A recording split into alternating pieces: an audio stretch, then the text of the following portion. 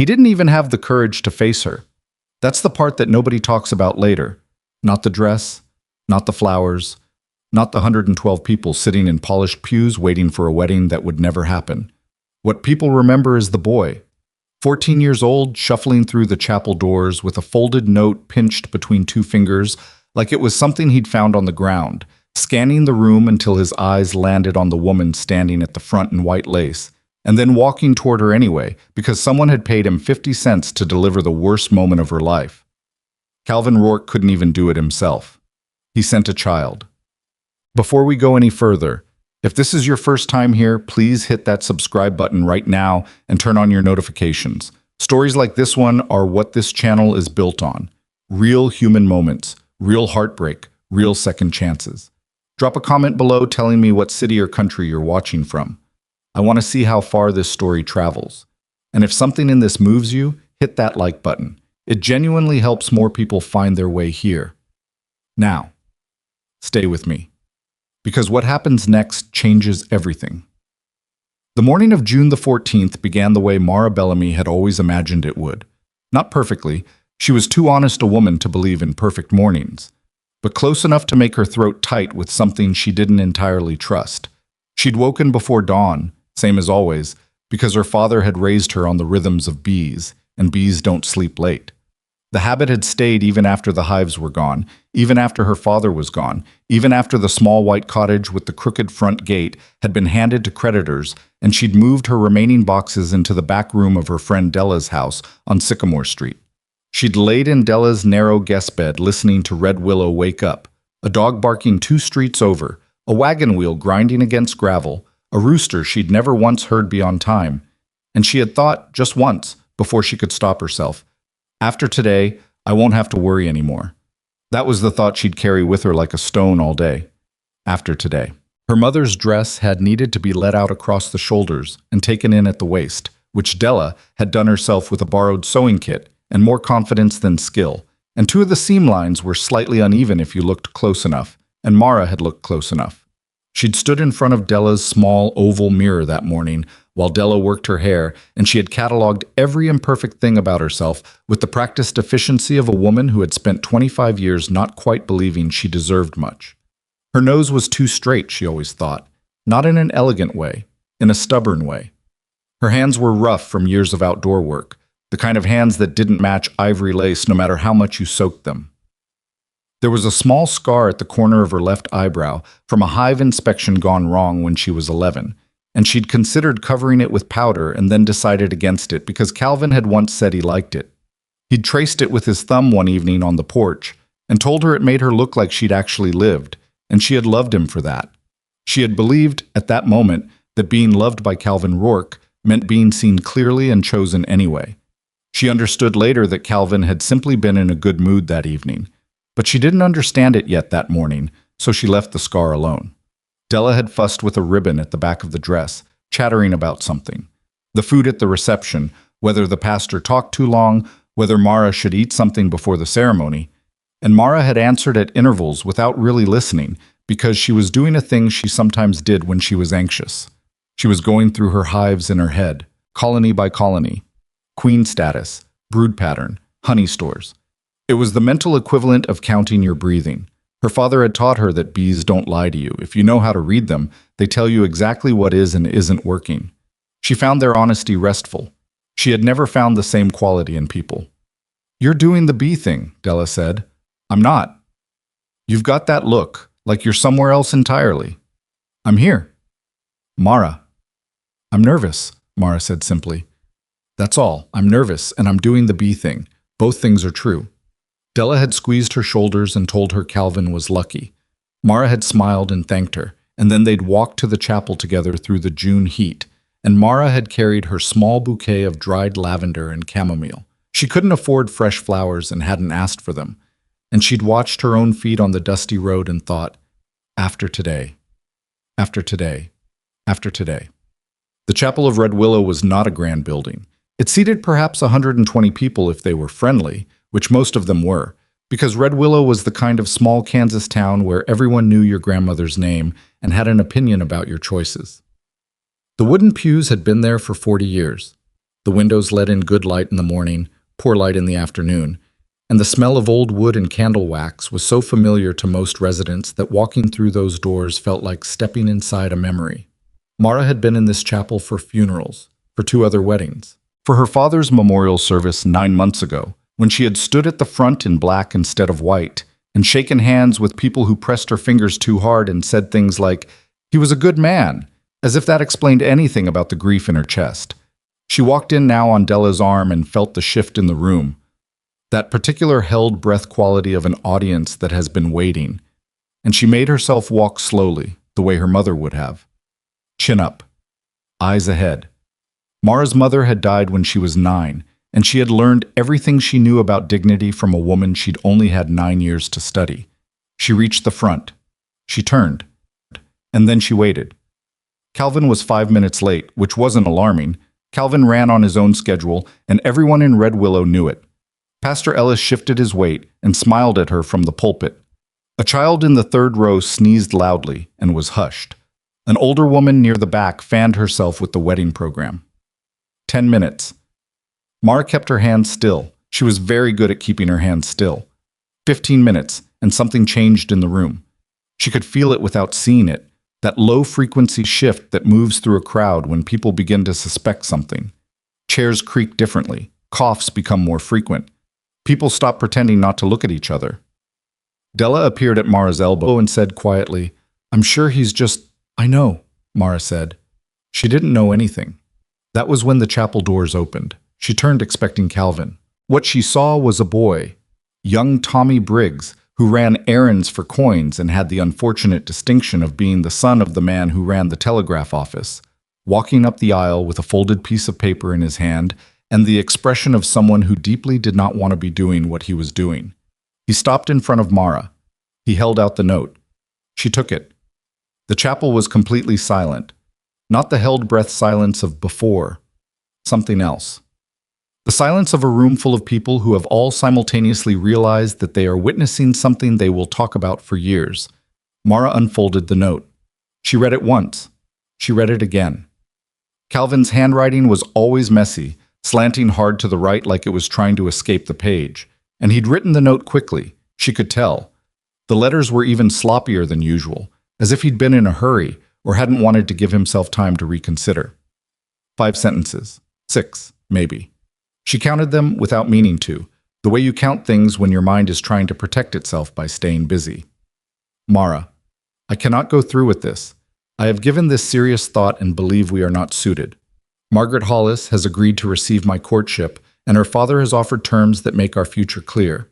I wish you well and hope you understand this is the better outcome for both of us.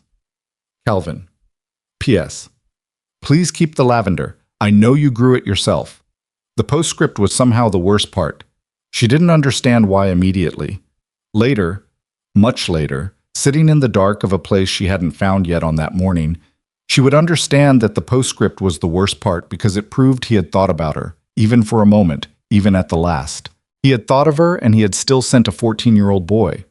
The lavender postscript was the footnote on the end of something that had been, for her, the whole story. She folded the note. She put it in the small woven bag she'd been holding with her bouquet. She looked up at the chapel full of people looking at her. Someone coughed. Tommy Briggs was edging backward toward the doors with the expression of a person who badly wanted to be somewhere else, and she almost felt sorry for him. Almost. "Thank you, Tommy," she said. Her voice was steady. It surprised her. "You can go." He went, fast. Mara turned back to the front of the chapel and looked at Pastor Ellis, who was looking at her with an expression that combined pastoral concern with genuine uncertainty about what came next in a situation like this, because this situation had never quite happened in his 40 years of ministry. "There won't be a wedding today," she said. Her voice still hadn't broken. She would wonder about that for a long time afterward, why her voice stayed level, why the tears didn't come, why she felt, in that first burning moment, something closer to fury than to grief. Maybe it was the public nature of it. Maybe it was the knowledge that however she handled the next 60 seconds, it would be told and retold around every dinner table in Red Willow for the rest of the year. Maybe it was simply that Mara Bellamy had spent her whole life learning to hold herself together in front of other people because falling apart was something she'd only ever allowed herself in private, in the dark, with no witnesses. She turned. She walked down the aisle. She kept her chin up and her hands still and her eyes fixed on the chapel doors, and she walked past 112 people who loved her or knew her or had simply shown up out of social obligation, and she did not look at any of them. She could feel their eyes anyway. She could feel Della somewhere behind her making a small wounded sound. She could feel the weight of every whisper that hadn't started yet, but was already forming in the charged air of that room.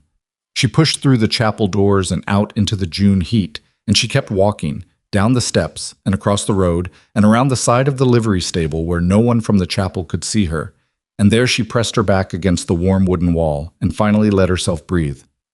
Just breathe. Nothing else. Not yet.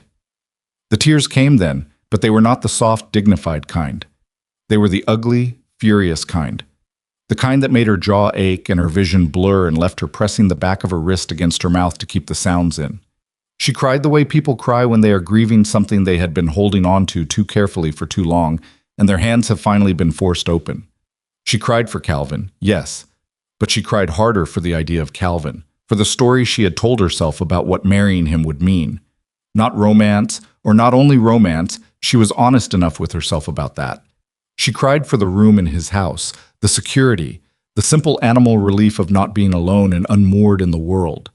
She cried because she had genuinely believed, standing in Della's kitchen that morning in her mother's altered dress, that the worst was behind her. She was wrong about that, but she didn't know yet how wrong or in which direction. She straightened up after a while. She wiped her face with her palm, not Della's careful handkerchief, just her rough hand. And she looked down at herself in the ivory lace dress with the slightly uneven seam lines, standing alone in the dirt behind a livery stable in Red Willow, Kansas. And she thought with a clarity that surprised her. All right. Now what? Not a question exactly. More like a command she was issuing to herself. She had nowhere to sleep that night. Della's room was Della's room.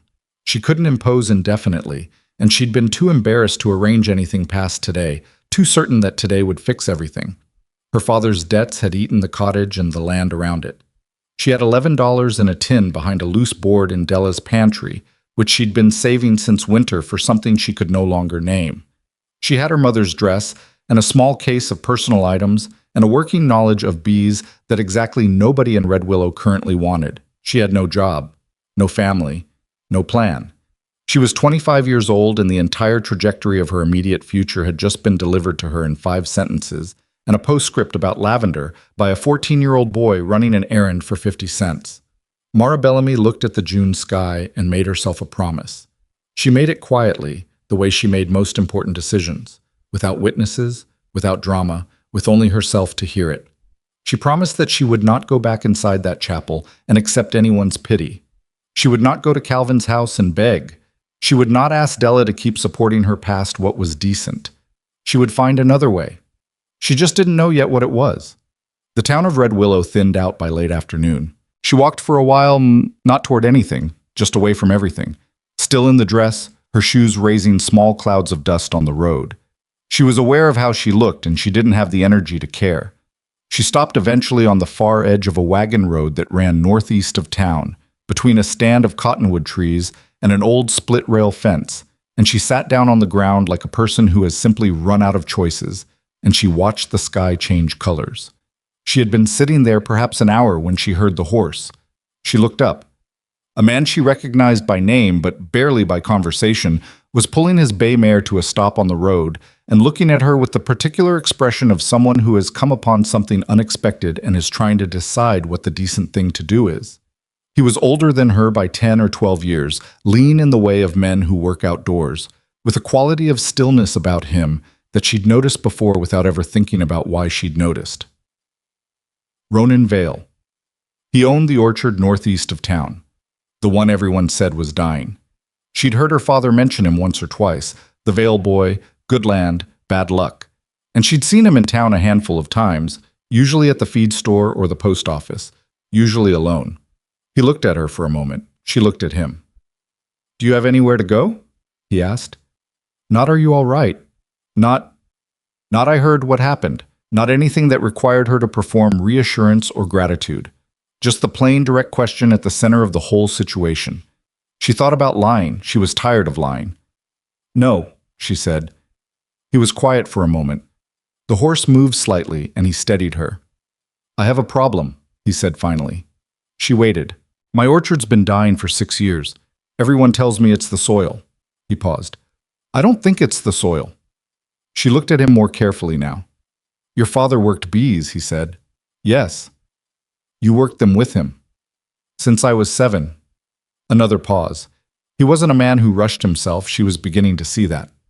"I need bees," he said. "My trees bloom every spring. Nothing takes. I need someone who actually knows what they're doing, not someone who read about it once." He looked at her directly, the way people rarely looked at her. Not at the dress, not at the situation, but at her. "I'm offering wages. A room with a lock on the door. Nobody tells you what to do with the hives except you." The sun was sitting low and orange over the cottonwoods. Mara looked at her hands in her lap, rough and capable and completely empty. "I only have 2 colonies," she said, "both in poor condition." "That's a start." "It'll take time, probably more than 1 season before you see real results." "I've got time." She looked up at him. "Why are you doing this?" she asked. He considered the question with what seemed like genuine seriousness, as if he'd expected her to ask it and had wanted to have a real answer ready. "Because I think you actually know what's wrong with my trees," he said.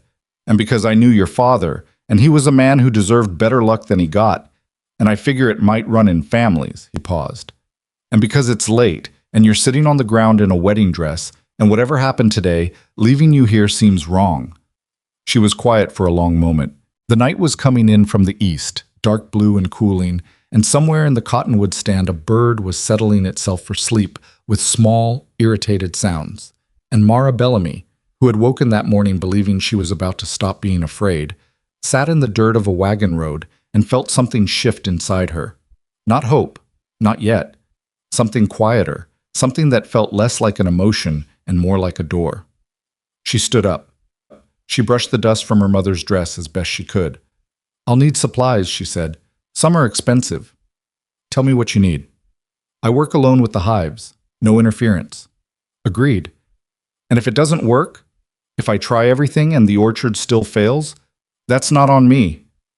"It won't fail," he said. She looked at him. "You sound certain of something you have no reason to be certain of," she said. "I know," he said. "I've been doing that my whole life. It's a character flaw." She almost smiled. Not quite, but almost. She picked up her bag from the ground where she'd set it beside the fence rail. She put the strap over her shoulder. She looked at the road going back toward Red Willow, toward Della's borrowed room, toward 112 people who had watched her walk out of her own wedding with Calvin Rourke's handwriting burning a hole in her woven bag. And then she looked the other way, northeast, where the wagon road curved toward a property she'd never set foot on, carrying an offer she hadn't expected from a man she barely knew. The woman who had woken expecting to become someone's wife made the first entirely independent choice of her adult life. She walked to the horse's side. "All right," she said, and the orchard, the dead orchard, the hopeless orchard, the orchard everyone in Red Willow had written off, was waiting for her in the dark. The first night at Vale Orchard, Mara slept in her mother's wedding dress. Not because she wanted to, because she hadn't thought far enough ahead to bring anything else. And the small room Ronan showed her, at the end of the farmhouse's east wing, with its own door to the outside and a bolt lock that worked, had a narrow bed with a wool blanket folded at the foot, and she was so tired by the time she sat down on the edge of that mattress that she simply stopped. She unlaced her shoes. She set them side by side on the floor. She lay down in the ivory lace and pulled the blanket up to her chin and stared at the ceiling and thought about absolutely nothing for approximately 45 seconds before she fell into the deepest sleep she'd had in months. She woke before dawn, same as always. The room smelled like cedar and dry plaster and something faintly sweet she couldn't identify. She lay still for a moment in the dark, listening to the sounds of a place she didn't know yet. The way the floorboards in the hallway had a particular creak, the way the wind moved around the east corner of the house differently than she was used to, the distant sound of what might have been an owl or might have been the house itself settling.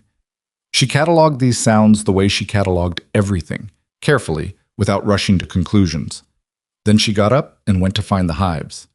There were 3 of them, or what remained of 3. Ronan had mentioned them the night before. Out past the second row of apple trees near the fence line, been sitting there since the man I bought them from left them. And she'd filed that information away the way she filed everything important, in the part of her brain that didn't forget things that mattered. She found them in the gray pre-dawn light, 3 boxes in various states of neglect, positioned seemingly at random, paint peeling, one lid held down by a rock that was doing a poor job of it. She stood in front of them with her arms crossed and looked at them for a long time without touching anything. This was something her father had taught her. You don't open a hive before you've looked at it. You watch first. You listen. A good beekeeper learns more from the outside than most people learn from going in. What she heard was thin, weak. The hum of a colony in distress is different from the hum of a healthy one. It has a quality of effort to it, like breathing through something partially blocked. She recognized it the way you recognize a sound you haven't heard in years but never forgot. She would need to open them to know the full extent of it, but she already knew the broad strokes. These colonies were dying. She went back to the house to find Ronan in the kitchen, standing at the stove with a coffee pot, and the expression of a man who had been up for some time and wasn't particularly surprised to see her. "The hives," she said, without preamble. "Bad?" "2 of them might be salvageable. The third—" She paused. "I need to open them to know for certain, but I think the third has already lost its queen. If it has, there's nothing to be done except see if any brood remains that could raise a new one, and from the sound of it, I doubt it." He poured a second cup of coffee and set it on the table without being asked. "What do you need?" he said. She sat down and wrapped both hands around the cup. "Equipment first. A proper smoker. The one in the shed is rusted through. I saw it last night. Frames. A veil that fits, the one hanging out there, would go to my shoulders. And I need to know what I'm working with land-wise. Where the forage is, what's blooming, and when. If the bees don't have enough to eat, the best queen in the world won't fix anything. There's clover in the east field, some wildflower along the creek bank. How far is the creek bank from the hives? 1/4 mile, maybe. That's workable. Barely." She drank the coffee. It was strong and slightly burnt, and she didn't say anything about that. "I'll make you a list of what I need from town. I'll go this afternoon." "Some of it's expensive," she said again, watching him. "You mentioned that last night. I wanted to make sure you'd thought about it in daylight." He looked at her across the table with that same level quality she'd noticed on the road. Not a staring down look, not a pity look, just a direct, undefended look that she found slightly unnerving because she wasn't used to it. "Miss Bellamy," he said, "I've been watching that orchard produce less fruit every year for 6 years. I've had 3 different men come out and tell me the soil was gone, and I've spent money on things that didn't work and time on advice that wasn't worth what I paid for it. If you can fix it, whatever it costs is worth it. If you can't fix it, I'll lose the orchard anyway, and the money won't matter." He picked up his own cup. "So write your list." She wrote her list. It took her 3 mornings to open all the hives properly, because she didn't rush inspections, and she didn't take shortcuts, and she made notes on everything. A small, leather-covered notebook she'd had since her father gave it to her at 14, half full of his handwriting from the years they'd worked together and half empty for hers. She noted the condition of each frame, the brood pattern, which told her about queen health, the honey stores, which told her about survival odds, the population counts, rough as they were, which told her how much winter had cost. The news was not good, but it was not as bad as the worst she'd feared. 2 colonies were weak but viable. They had queens, both of them laying, though the brood patterns were spotty and sparse in a way that made her frown and make extra notes. The colonies had survived the winter through sheer stubbornness rather than good management, and they were exhausted by it. They needed feeding, they needed their population bolstered, they needed the old comb cleaned out and replaced. Months of work. The 3rd colony was exactly what she'd suspected. Queenless, reduced to a few hundred workers making the panicked, directionless sound of bees that know something is deeply wrong but lack the means to fix it. She spent an extra hour with that box, checking every frame twice, hoping to find capped queen cells she might have missed. She found one. A single emergency cell that the workers had started from a larva that was just barely young enough to work with. She sealed the hive back up carefully. She stood in the apple trees for a moment, rubbing the back of her neck, doing the arithmetic in her head. If the cell completed and the virgin queen emerged healthy and mated well, and began laying within the narrow window before the colony's population collapsed entirely, the third hive might survive. If any one of those things went wrong, it was finished. She was essentially betting on the stubbornness of bees. She had done worse. Well? Ronan had appeared at the edge of the tree row. He had the good sense not to come all the way in while she was working. She'd told him on the first morning that she needed a 30-foot buffer when the hives were open, and he'd said all right and kept to it without being asked again. 2 recoverable, 1 maybe, she said. What's maybe mean? It means I'll know in 3 weeks. He nodded. He looked at the hive boxes. Then he looked at the trees around them. The rows of apple trees, older than either of them, their branches bare of everything except the swelling green promises of next month's blossoms. People around here think I'm a fool, he said. Not bitterly. More like a statement of fact he'd already made his peace with. I know, Mara said. He looked at her. I've heard things, she said simply. What kind of things? The kind that towns say when they think someone's made too many wrong decisions. She brushed a bit of propolis off her glove. My father got those too. When he started moving the hives to different locations each season instead of keeping them in one place, everybody thought he'd lost his mind. First year he did it, his honey yield doubled. Ronan was quiet for a moment. Did you tell people that to make me feel better? No, she said. I told you because it's true, and because you should know that people being wrong about something doesn't mean the thing is wrong. She paused. But I do think you've made some mistakes out here. Such as? The hive placement. Whoever set them up put them too close to each other and too far from the forage. And facing north, bees in this climate want their entrance facing east if they can get it. Morning sun warms the hive up faster. The foragers get out earlier. She looked at him. Also, there are 2 varieties of apple tree in your south row that are poor pollinators. They need pollen from a different variety, or they won't set fruit regardless of how many bees you have. Someone should have told you that when you planted them. Someone probably did, he said. I may not have listened. She wasn't sure if that was self-deprecation or honesty. With Ronan Vale, she was starting to understand. It was often both simultaneously. I'm going to need to move the hives, she said. Move them where?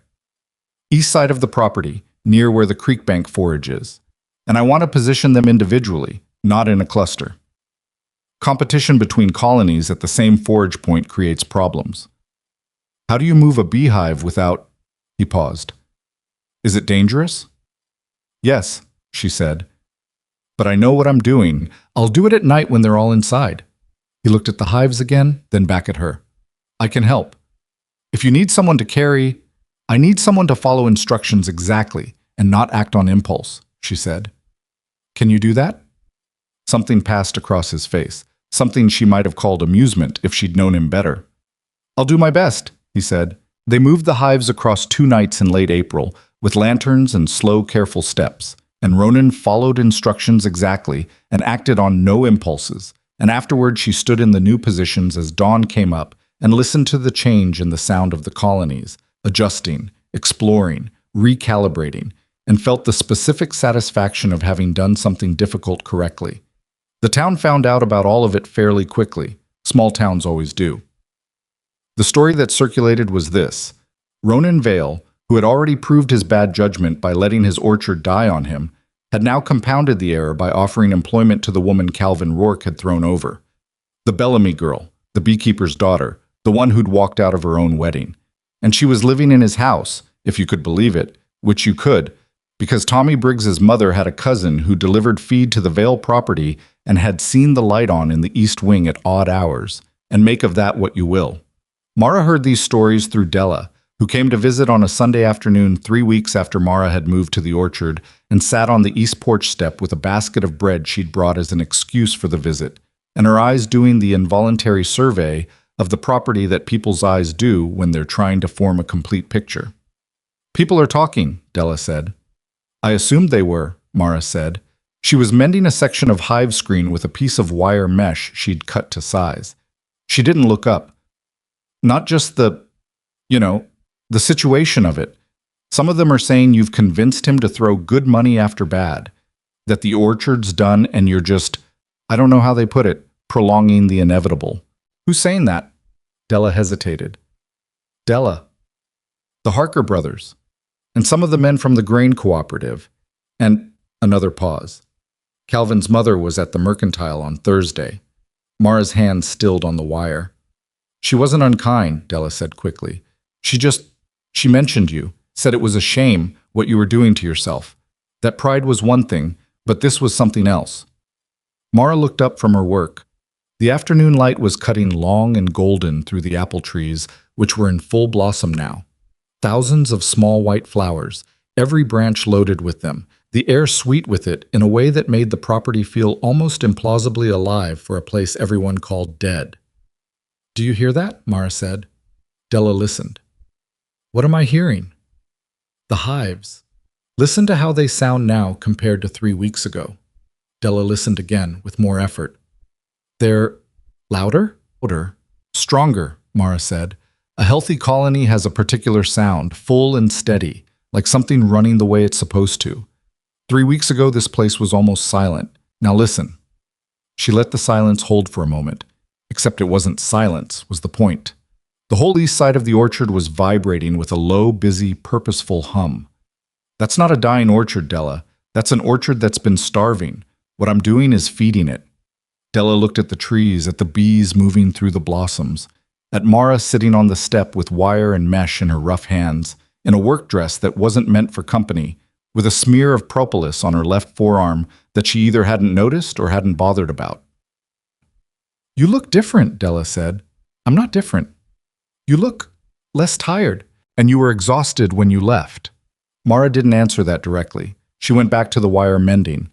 But she thought about it later when Della had gone and the evening was coming down through the blossoms and she was doing her final walkthrough of the hives. Less tired. She tested the words against herself and found they were approximately accurate, and she wasn't entirely sure how that had happened, given that she was working longer hours than she had in years. But tiredness, she was beginning to understand, is not always about hours. Sometimes it's about carrying something. And somewhere between the wagon road and this orchard, she had set something down.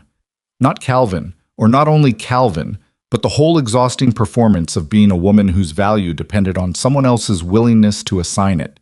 The third colony's queen emerged in the second week of May.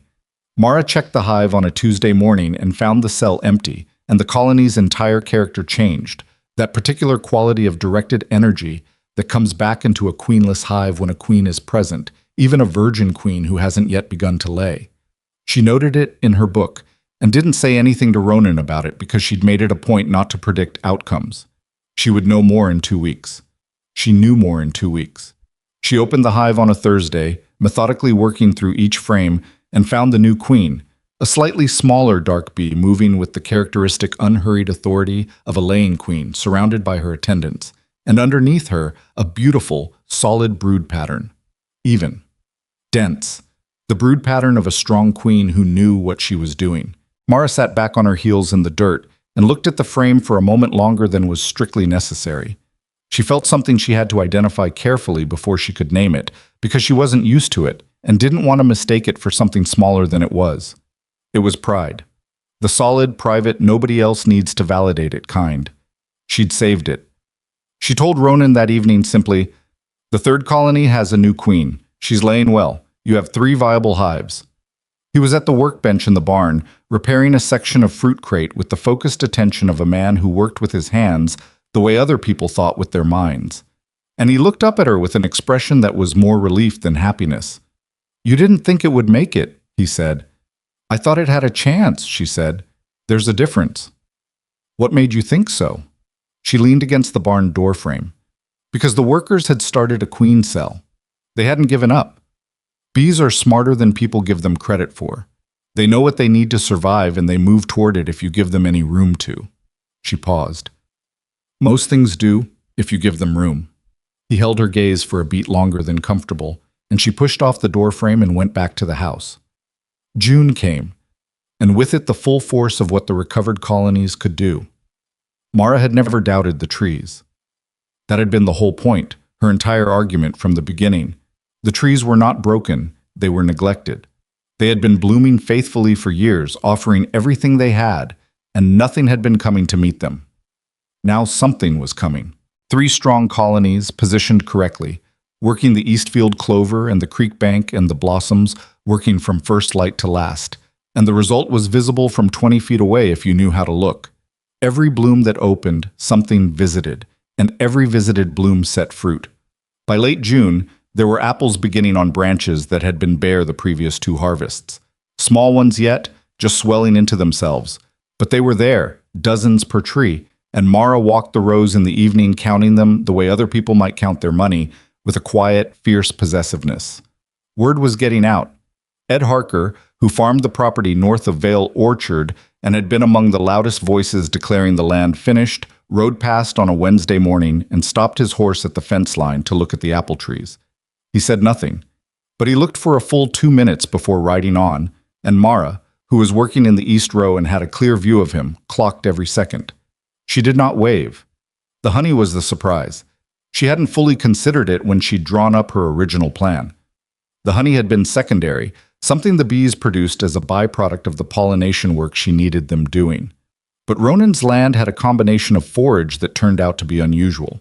The apple blossoms, the clover, a stand of wild buckwheat along the south fence that she hadn't initially noticed, and a neighbor's linden tree that overhung the property line and that the bees had apparently been using for years without anyone noting it. The combination produced a honey that was darker than anything Mara had processed before, with a complex flavor that she found herself thinking about afterward in a way she didn't with ordinary honey. It had depth to it, warmth, something slightly earthy underneath the sweetness that shouldn't have worked, and somehow did. She set aside 12 jars of the first extraction and said nothing about it to Ronan. He found them in the pantry 3 days later. "What are these?" he asked. "First harvest." He picked up a jar and held it to the window light. It was the color of dark amber, nearly brown, and in the sunlight it glowed like something more valuable than it technically was. "I've never seen honey this color," he said. "It's the buckwheat," she said, "combined with the apple and the linden. I don't think this exact combination exists in anything you'd find in a store." She paused. "It's good. Better than good. If you wanted to sell it, you could sell it for more than standard honey, considerably more." He set the jar down. "Could we sell enough to make it worth the trouble?" "That depends on how many more colonies we build by next year, but yes, I think so." He was quiet for a moment, looking at the jars lined up on the pantry shelf. There was something careful happening in his face, something he was working through. "Mara," he said. He'd started using her first name somewhere in the second week without either of them making a point of it, and she'd let it go unremarked. "This was your idea. The bees, the placement, the forage mapping, all of it. If the honey brings in money, that's yours, not mine." She looked at him. "You own the land. You bought the equipment. I own the apple trees. The honey is from your work. We'll work out shares," she said. "Later, when we know what we actually have." He nodded. It was not a simple nod. There was something in it that she decided, again, not to examine too closely. She had a policy, at that point, of not examining things about Ronan Vale too closely. It was a reasonable policy, and she intended to keep it. She didn't entirely keep it. The summer had a quality she hadn't expected. Work had always steadied her. That was nothing new. She'd learned to use it as an anchor since her father's death. Since Calvin. Since all of it. But this work was different because it was hers in a way that the hives at home had never quite been, had always been her father's with her inside them. These hives were entirely her doing, her judgment, her decisions. When she made a call about a colony and it worked, it was because she'd called it correctly. When she made a call and it didn't work, which happened twice that summer, once with a failed split that didn't take, and once with a laying worker situation in the second hive that cost her 3 weeks and considerable trouble, the failure was also entirely hers. She owned it. She fixed it. She moved on. It was the most frightened she had ever been in her professional life, and simultaneously the most alive she had felt since she was very young. Ronan watched her without watching her, which was a skill she'd started to appreciate. I was present in the way of someone who has decided that being useful is more important than being noticed, and his usefulness took quiet forms. A piece of equipment repaired before she asked for it. A meal set out when she'd worked past dark and forgotten to eat. A word of explanation offered to the neighboring farmers who came to the fence to stare, delivered without drama, Simply the way Ronan delivered most things. She knows what she's doing. Give it time. People gave it time. Not graciously in most cases. Not without commentary. There was a morning in late July when she was loading empty honey frames into the wagon for a trip to the extraction house she'd set up in the old smokehouse, and she heard voices on the road. Two women she half recognized, wives of men from the grain cooperative, and caught her own name in the particular carrying way that people's voices have when they're talking about someone and haven't bothered to check if that person is within earshot. Still there, after all this time, I heard he feels sorry for her, which is the only explanation. A man doesn't keep a woman on his property for 6 months out of charity, is all I'm saying. She loaded the last frame. She didn't pause. She didn't look up. She climbed onto the wagon bench and clucked at the horse and drove to the smokehouse and extracted 42 pounds of the darkest, strangest, most remarkable honey she'd ever produced. And she lined the jars up on the shelf and looked at them and thought, not charity, evidence. She started keeping a more detailed ledger that August. She'd always kept notes. The beekeeping notebook was never out of her reach. But the ledger was different. This was money. Colony productivity, honey yields, projected expansion costs, what the apple harvest would bring against what it had cost to bring it. She was not a formally educated woman. The schoolhouse in Red Willow had given her reading, arithmetic, and not much else.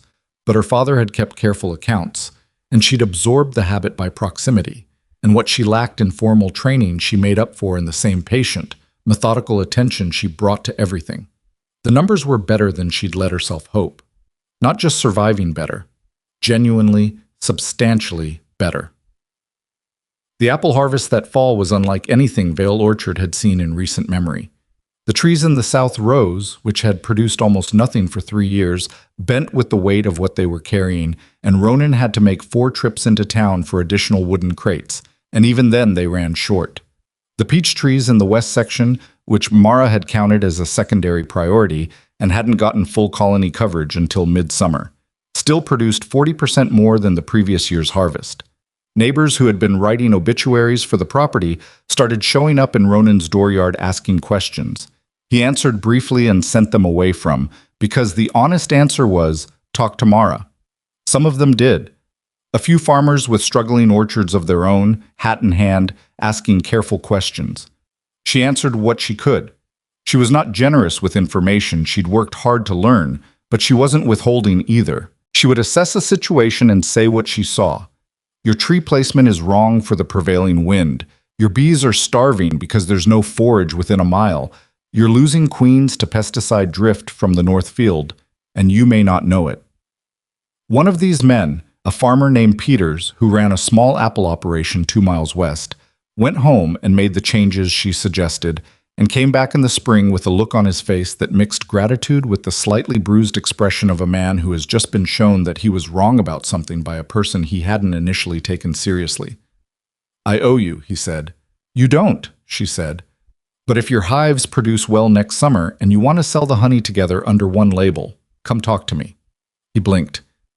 You want to, what, I want to talk about options, she said. Come back in spring. She mentioned this to Ronan that evening, almost casually, the way she'd learned to present ideas that might sound larger than he was expecting, with the same matter-of-fact tone she used when she talked about splitting a colony or moving a hive position. Just another practical decision. I was quiet for a long moment. You're thinking about expanding, he said. I'm thinking about what this could become, she said. If it's just us, it's a successful orchard and a good honey operation. If we work with other producers, if we create a standard and a name people can trust, it's something else. Something else like what? She thought about how to say it. She looked out the kitchen window at the darkened orchard, invisible now but present in her mind with complete clarity. Every tree, every hive position, every column in her ledger. Like something nobody in Red Willow thought was possible when I got here, she said. He looked at her from across the table with that direct, undefended look that she still found slightly unnerving and had stopped trying to avoid. Mara, he said, and then stopped. What? He shook his head, the smallest movement. Nothing, you're right. Come spring, talk to Peters. She nodded and went back to her ledger. She didn't sleep for a while that night, not from anxiety. Anxiety had a particular flavor she recognized, and this wasn't it. This was something more awake. She lay in the narrow bed in the room with the bolt lock and the cedar smell, and she listened to the orchard, which you could hear if the night was still, if you knew how to listen. Not bees, not at night, just the trees, the small sounds of something alive and breathing and full of its own particular energy. 8 months ago, she had sat in the dirt of a wagon road in her mother's dress, with nothing in her hands and nowhere to go. And a man had stopped and asked her a question, and she had said no. And the word had been the truest thing she'd spoken in years, because it was an honest accounting of her position. And honesty, even brutal honesty, even terrifying honesty, was always the first step toward anything real. She had nowhere to go. Now she had an orchard, not hers by deed or title. She understood that. But hers in the way that things you build with your own hands and knowledge and stubbornness become yours. In the way that matters more than paper, even if paper is what the world eventually asks for. She was not finished building. She was, if anything, just beginning to understand the scale of what she was building toward. And somewhere on the property, the bees settled into their winter clusters, each colony a breathing, humming, alive thing that had survived against expectations, conserving their warmth against the coming cold. Certain, in whatever way bees are certain of anything, that spring would ask something of them again. They were right. It always did. Spring came back the way it always does in Kansas. Not gently, not all at once, but in arguments. 3 warm days followed by a frost that killed the early shoots. Then a week of rain that turned the orchard floor to mud. Then suddenly, without warning or apology, a morning in late March when the air smelled different and the light had a quality to it that made you stop whatever you were doing and just stand still for a moment, because something had shifted and your body knew it before your mind caught up. Mara had 7 hives going into that second spring. She'd spent the winter the way she spent most things she cared about, methodically, without fanfare, without telling people what she was planning until she'd already done it. She had purchased 2 additional colonies in October from a beekeeper in the next county who was retiring and selling off his equipment, negotiating the price down by a third by offering to take 2 of his weakest hives that nobody else wanted, the ones he'd have likely lost over winter anyway. She'd brought them back to Vale Orchard in the wagon and spent November strengthening them, combining the weakest one with a spare population from her best producer, requeening where necessary, and positioning all 7 boxes with the same careful attention to sun exposure and forage access that she'd applied to the originals. 6 of the 7 made it through winter. The 7th, one of the retiring beekeeper's originals, collapsed in January, not from cold, but from a varroa mite load she'd spotted in November and treated for and apparently not treated aggressively enough. She found the empty hive on a gray Tuesday morning and stood in front of it for a while with her hands in her coat pockets, doing what she always did when something failed, going back through every decision she'd made, identifying the point where she'd been wrong, filing it away in the part of her mind that kept score. She'd been too conservative with the treatment. She'd worried about the stress to the bees and not enough about the parasites. She would not make that error again. She noted it in the leather book. Then she cleaned out the dead hive, stored the equipment, and ordered the mite strip she should have used in the first place. 6 hives was still more than she'd started with. 6 hives, going into a spring where the orchard's reputation had spent the winter growing in quiet, persistent ways that she hadn't entirely anticipated. The Peters arrangement had formalized itself over the winter in a series of kitchen table conversations that felt less like business negotiations, and more like 2 people who distrusted each other slightly, reaching cautious agreement on practical matters. Peters had 24 hives to Mara's 6, but his honey was ordinary, clover and wildflower, the same as every other producer in the county, and his orchard yield, while improved since he'd taken her advice, was still inconsistent. What he had was volume. What Mara had was the Vale Orchard name, which had started to mean something, and the dark amber honey that had begun to develop a small but committed following among the customers who'd discovered it at the Red Willow Market the previous autumn. She had sold out completely in 2 weekends. She hadn't told Ronan how fast it went. He'd been away on a supply run, and by the time he got back the table was empty, and she had a cash box that was considerably heavier than he'd expected. And the look on his face when she set it on the kitchen table and opened the lid was the kind of look you'd normally associate with someone receiving unexpected news, good or bad, that makes them briefly uncertain how to arrange their features. "All of it?" he said. "All of it," she said. And I have 11 people who've asked to be notified when we have more. Several of them came from outside the county. He looked at the cash box, then at her. What do we do with the list? We fill orders, she said. Next year we fill more. This was the broad outline of the honey operation as the second spring opened. 6 hives at Vale Orchard, Peters's 24 hives contributing to a shared extraction pool, a waiting list of customers, a label that Mara had designed herself on a piece of brown paper with a careful ink drawing of a bee and the words Vale Orchard Honey, Red Willow, Kansas, in her own handwriting because she couldn't afford a printer, and her handwriting was neat enough that the result looked, if not professional, then at least intentional. Ronan had looked at the label for a long time. It should have your name on it, he said. No, she said. Mara. The orchard's name has value now. My name doesn't. Not to strangers buying honey. He'd let it go. I was getting better at knowing which things she would move on and which she wouldn't, and she'd noticed that he applied this knowledge not as a strategy but simply as a form of respect, which was new enough in her experience of people that she occasionally found herself registering it with something close to suspicion before she caught herself. The second spring's bloom was larger than the first. That sentence doesn't fully communicate what it meant to stand in the middle of Vale Orchard on a morning in late April and look at what the trees were doing. The first bloom had been significant, dramatically, demonstrably significant, enough to silence the loudest skeptics and turn a handful of grudging converts among the neighboring farmers. But the first bloom had been trees recovering, trees that had been starved coming back into production, uneven and somewhat tentative, carrying more fruit than they had in years but still bearing the signs of long neglect. This bloom was different. This was trees operating at something approaching their actual capacity for the first time in perhaps a decade. Mara walked the rows on the morning she'd been waiting for, the morning when you could tell, if you knew what to look for, how the season was going to go. And what she saw was this: every branch loaded, every blossom visited, the bees working with the focused, unhurried efficiency of a colony that has good forage and knows exactly what to do with it, the sound of the orchard, a sustained, low, many-voiced hum that you felt in your chest before you heard it with your ears. She stopped in the center of the south row and stood still and listened for a full minute. She was not a sentimental woman, by her own estimation. Sentiment was something she'd learned to be careful with, the way you're careful with a tool that can cut you if you grip it wrong. But she allowed herself, standing in the middle of Ronan Vale's apple trees in the second spring of her working life on this property, to acknowledge that this sound, this morning, this specific combination of things she had built was good.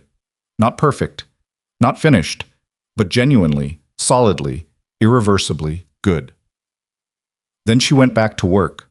The harvest market was Ronan's idea, technically, or rather, it was an idea that had existed in previous, smaller forms, and that he proposed scaling up in the late summer, once it became clear that the harvest was going to be something the county hadn't seen from this property in a very long time. One weekend, he said, we open the orchard, let people come in, sell direct. Honey, fruit, whatever else we can put together. That's a lot of logistics, she said. I know. Can you handle the honey side? I can handle the honey side. What about tables, crates, enough help to manage the volume? I'll handle the rest. She looked at him. When did you become an optimist? About 15 months ago, he said, and didn't elaborate, and she decided not to pursue it. She asked Della to help her manage the honey table. Della said yes before she'd finished asking. Della had been watching the transformation of Vale Orchard from a careful distance for over a year, visiting on Sundays when she could, bringing bread or news or simply herself, and her loyalty to Mara was the unconditional kind that doesn't require explanation, only the occasional test of patience. She showed up the day before the harvest market with her sleeves already rolled up and her hair already pinned back, and the expression of someone who has decided that whatever is required of them today, they are equal to it. Tell me what to do, she said. Arrange the jars by color, Mara said. Light to dark, left to right. The dark ones go center front because that's what nobody else has and that's what people will stop for. And pricing? Mara handed her a paper with the numbers written out. Della looked at them. These seem high, Della said carefully. They're not. People in Red Willow are used to paying commodity prices for commodity honey, Mara said. This isn't that. If someone tells you it's too expensive, Offer them the light variety at the lower price. If they still say so, let them go. We'll sell out regardless. Della looked at the jars. At Mara. You've changed, she said. I'm the same. You're not, Della said, not unkindly. You're the same underneath, but something's different on the outside. You used to be careful, like you were waiting for permission for something. Mara didn't answer immediately. She was arranging a row of the dark jars with the particular care she gave to things that represented something beyond their literal selves. I'm still careful, she said finally. I'm just not waiting anymore. The morning of the harvest market was a Saturday in late September, and Mara was up before 4 because she couldn't sleep and didn't see the point in pretending. She walked the orchard in the dark, the way she'd taken to doing when her mind was too full for the indoors, checking the hives by sound and by the beam of a small lantern, making sure the colonies were settled and calm, doing the mental inventory she'd learned was the only real way to know if she'd forgotten something. She hadn't forgotten anything. The tables were set, the crates were loaded, the signs were up on the road into town with the directions painted by Ronan's hand, large, legible letters, nothing artistic, simply clear. And Peters had brought his own contribution of ordinary honey and a selection of cider apples from his property and was set up at the far end of the orchard, clearing with the careful neutrality of a man who was still deciding how much he trusted the whole arrangement. The first customers arrived before 8.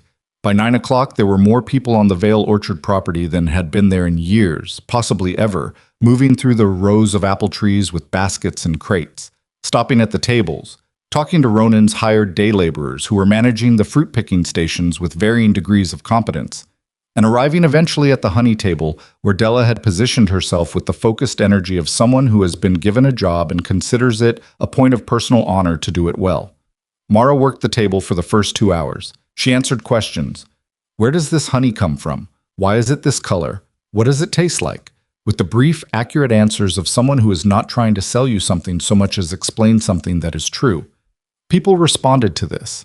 There is a particular kind of confidence that comes from actually knowing what you're talking about, as opposed to the performed confidence of someone who is hoping you don't ask too many questions, and people can feel the difference, even if they can't articulate it. She sold 14 jars in the first 2 hours. This is where she should say the day was perfect, smooth, everything she'd hoped for. But this is not that kind of story, and that is not what happened. What happened, around 11 o'clock in the morning, was that Calvin Rourke arrived. She didn't see him first. She heard him, or rather, she heard the particular shift in ambient noise that happens when someone enters a social environment who other people recognize and are uncertain about. A slight pause in the overall murmur of the crowd. A few heads turning. Conversations that didn't quite stop but changed in pitch and frequency, the way a hive sounds when something has disturbed the entrance. She looked up from the ledger she was checking. Calvin was standing at the edge of the orchard clearing, 30 feet away, wearing clothes that were too good for a Saturday morning harvest market. A pressed coat, a hat that sat correctly, the whole careful presentation of a man who had thought about how he wanted to look. He was scanning the crowd with the particular expression of a person who is looking for a specific thing and expects to have an effect on that thing when they find it. His eyes found Mara. She didn't look away. She didn't move. She simply looked at him with the same level attention she gave to a hive she hadn't opened yet, reading what she could from the outside, giving nothing away. He looked different. Or maybe he looked exactly the same, and what was different was her. I was still handsome in the generic, slightly careless way he'd always been, the kind of face that made a favorable first impression and rewarded less scrutiny than it invited. He was thinner, she thought. There was something in the set of his jaw that hadn't been there before. Something that was working to be casual and not entirely succeeding. He walked toward her. Mara, he said. Calvin, she said. Around them, the market continued its business with a particular self-conscious quality, people definitely not watching and absolutely paying attention. Della, at the far end of the honey table, had gone very still with a jar of light honey in her hand. You look well, he said. I am well, she said. Was there something you wanted to buy? The question landed the way she'd intended it to.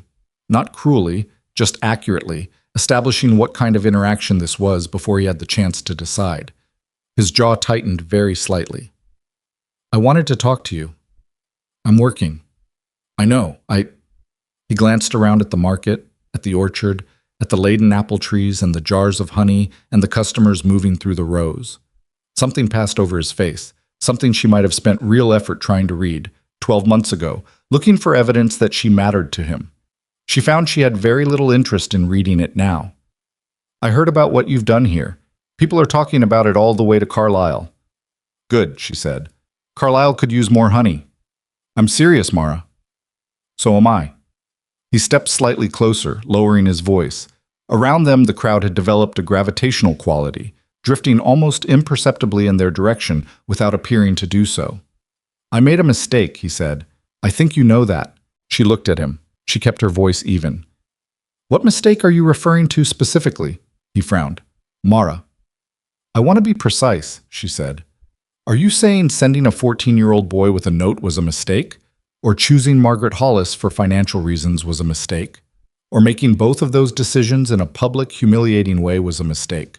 Or simply that the whole arrangement went wrong and you'd like to revisit it now that the outcome has changed? She let a beat pass. Which part? He was quiet for a moment. The muscle in his jaw was doing something. All of it, he said finally. All of it was wrong, and I know that. She waited. Margaret's father ended things, he said, and if he felt the humiliation of saying it, he was keeping it mostly underneath. When he found out about the debts, choices I'd made that he didn't know about when we first talked, he pulled the whole arrangement. He looked at her directly now, and she could see the thing he was offering her. Not love, exactly. Or not only love. He was offering her the story of his suffering, the way people sometimes do when they need it to count for something.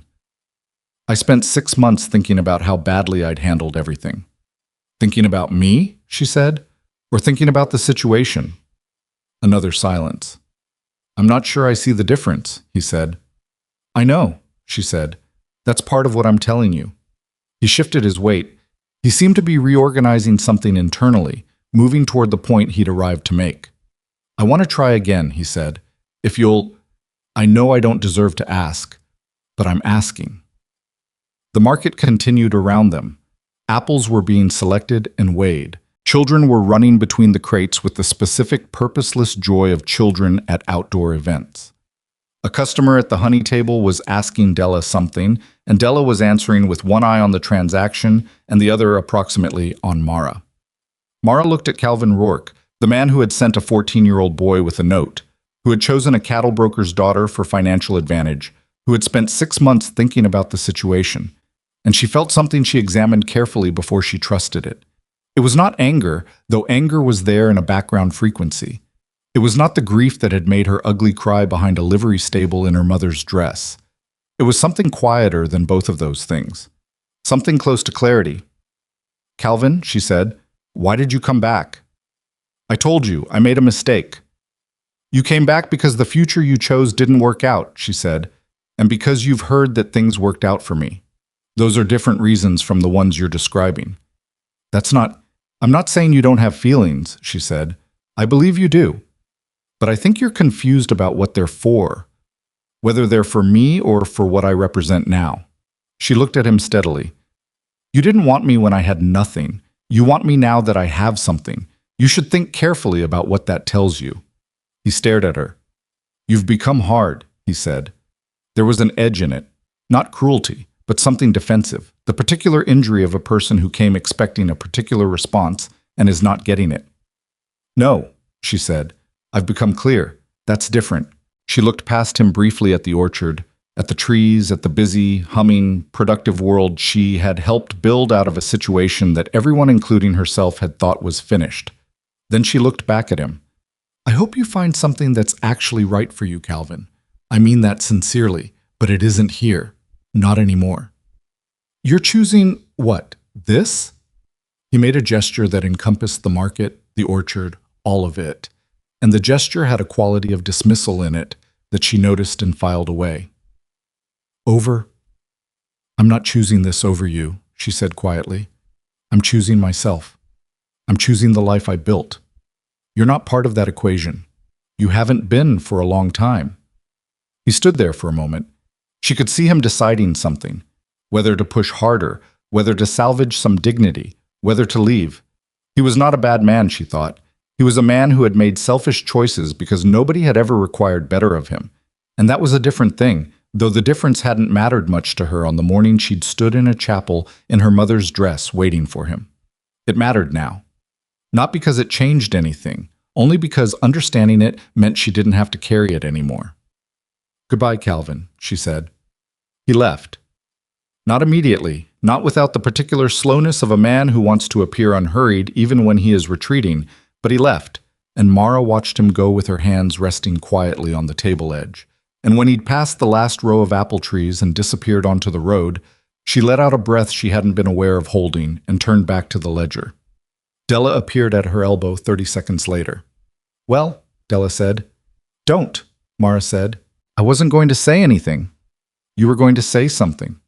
"I was going to say," Della said carefully, "that I have never been prouder of you in my life, and that I also need you to know there are currently 8 people standing near the apple press who absolutely just watched all of that happen." Mara looked up.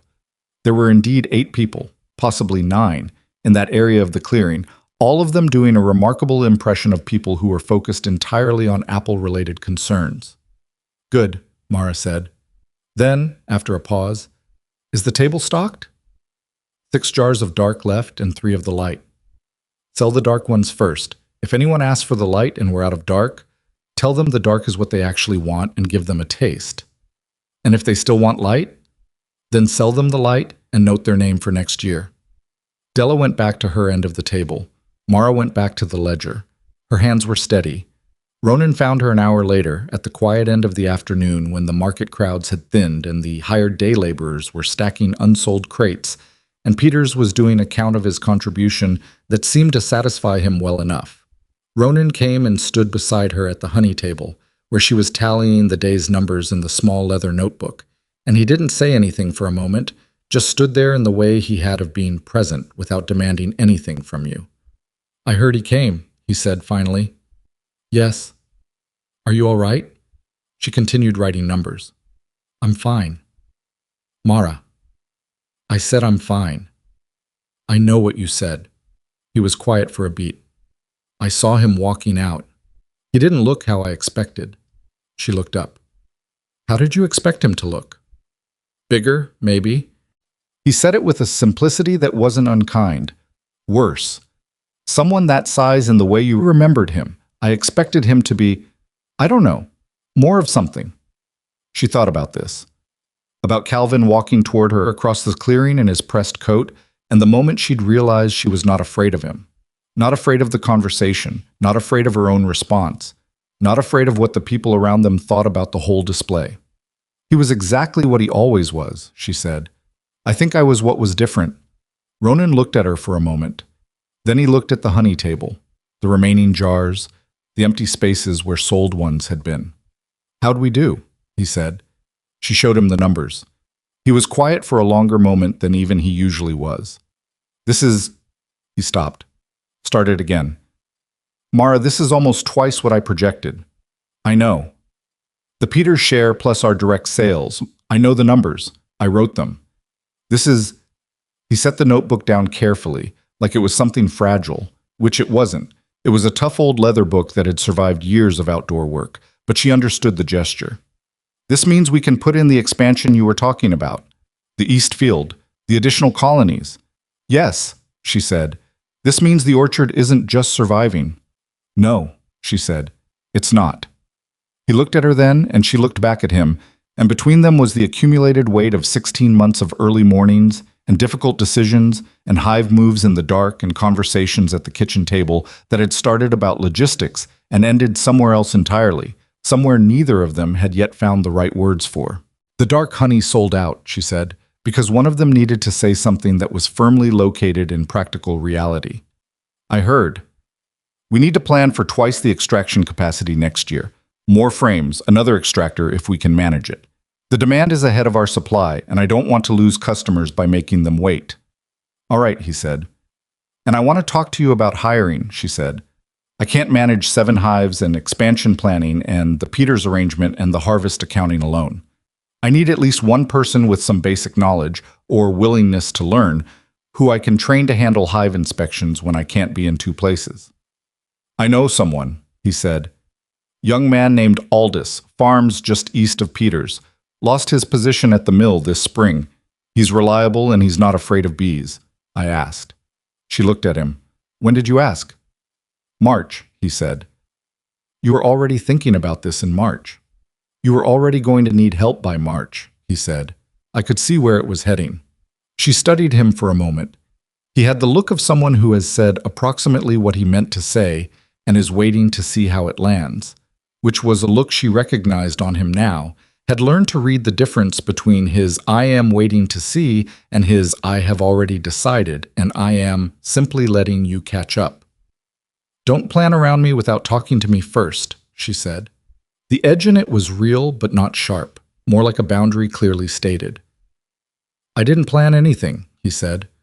I asked one question to one person in case it became useful. There's a difference. That sounds like something I would say. I've been around you for 16 months, he said. Some of it was bound to stick. She almost smiled. The almost smile that had been, in the beginning, the closest thing to warmth she'd allowed herself around him, and which had been expanding incrementally for months in a way she'd noticed and not addressed. She picked up the notebook. She looked at the empty orchard, the long afternoon light catching the apple-heavy branches in a way that made them look like something in a painting, which she noted and immediately held herself at a slight distance from, because sentimentality was not a tool she trusted with this much weight on it. But it was beautiful. Even she could acknowledge that. The dead orchard, the hopeless orchard, the one the neighbors had buried before the seasons had finished with it. She had carried these trees back from the edge of nothing with bees and patience and the stubborn refusal to accept other people's assessments of what was possible, and what she had now, what she had built, was not the future she'd been expecting when she'd stood in the chapel in June of the previous year. It was something better, not easier, not safer in the way she'd once desperately needed safe. Not the arm of a man and the title of wife, and the relief of having the weight of her own uncertain future carried by someone else's hands. It was hers, built by her, sustained by her knowledge, directed by her judgment, failing and recovering and growing by her own decisions. She had not known, standing in the dirt of the wagon road with nothing in her hands, that this was what she was heading toward. She had known only that she was choosing to move rather than stay still, and that Ronan Vale had offered her a reason to move that was grounded in something real. She had not known then what he would become to her. She was beginning now to have a clearer understanding of that. She was beginning to feel the shape of it, the specific shape of the thing that had been growing in the long evenings among the trees, in the kitchen table conversations, in the quiet way he stood beside her without requiring anything from her, in the fact that she had been in a room with Calvin Rourke today and felt nothing except clarity, and then Ronan had appeared at the end of the table, and everything inside her had organized itself differently, the way bees reorganize around a queen. She was not ready to name it yet. She would be ready when she was ready, and not before, and the decision would be entirely her own. She walked to the edge of the clearing and looked down the first row of apple trees, the long perspective of them in the evening light. Branches so laden that some of them bent in ways that looked almost theatrical, almost too much to be real, except that they were real, of deliberate, patient, unglamorous work. Behind her, she heard Ronan begin to help the day laborers stack the remaining crates. The bees were finishing their last circuits of the day. She could see them from here. Small dark shapes moving against the light, each one carrying something, each one on its way back to the hive, each one doing precisely and without complaint the thing it had been built to do. She thought about the note. 5 sentences and a postscript about lavender.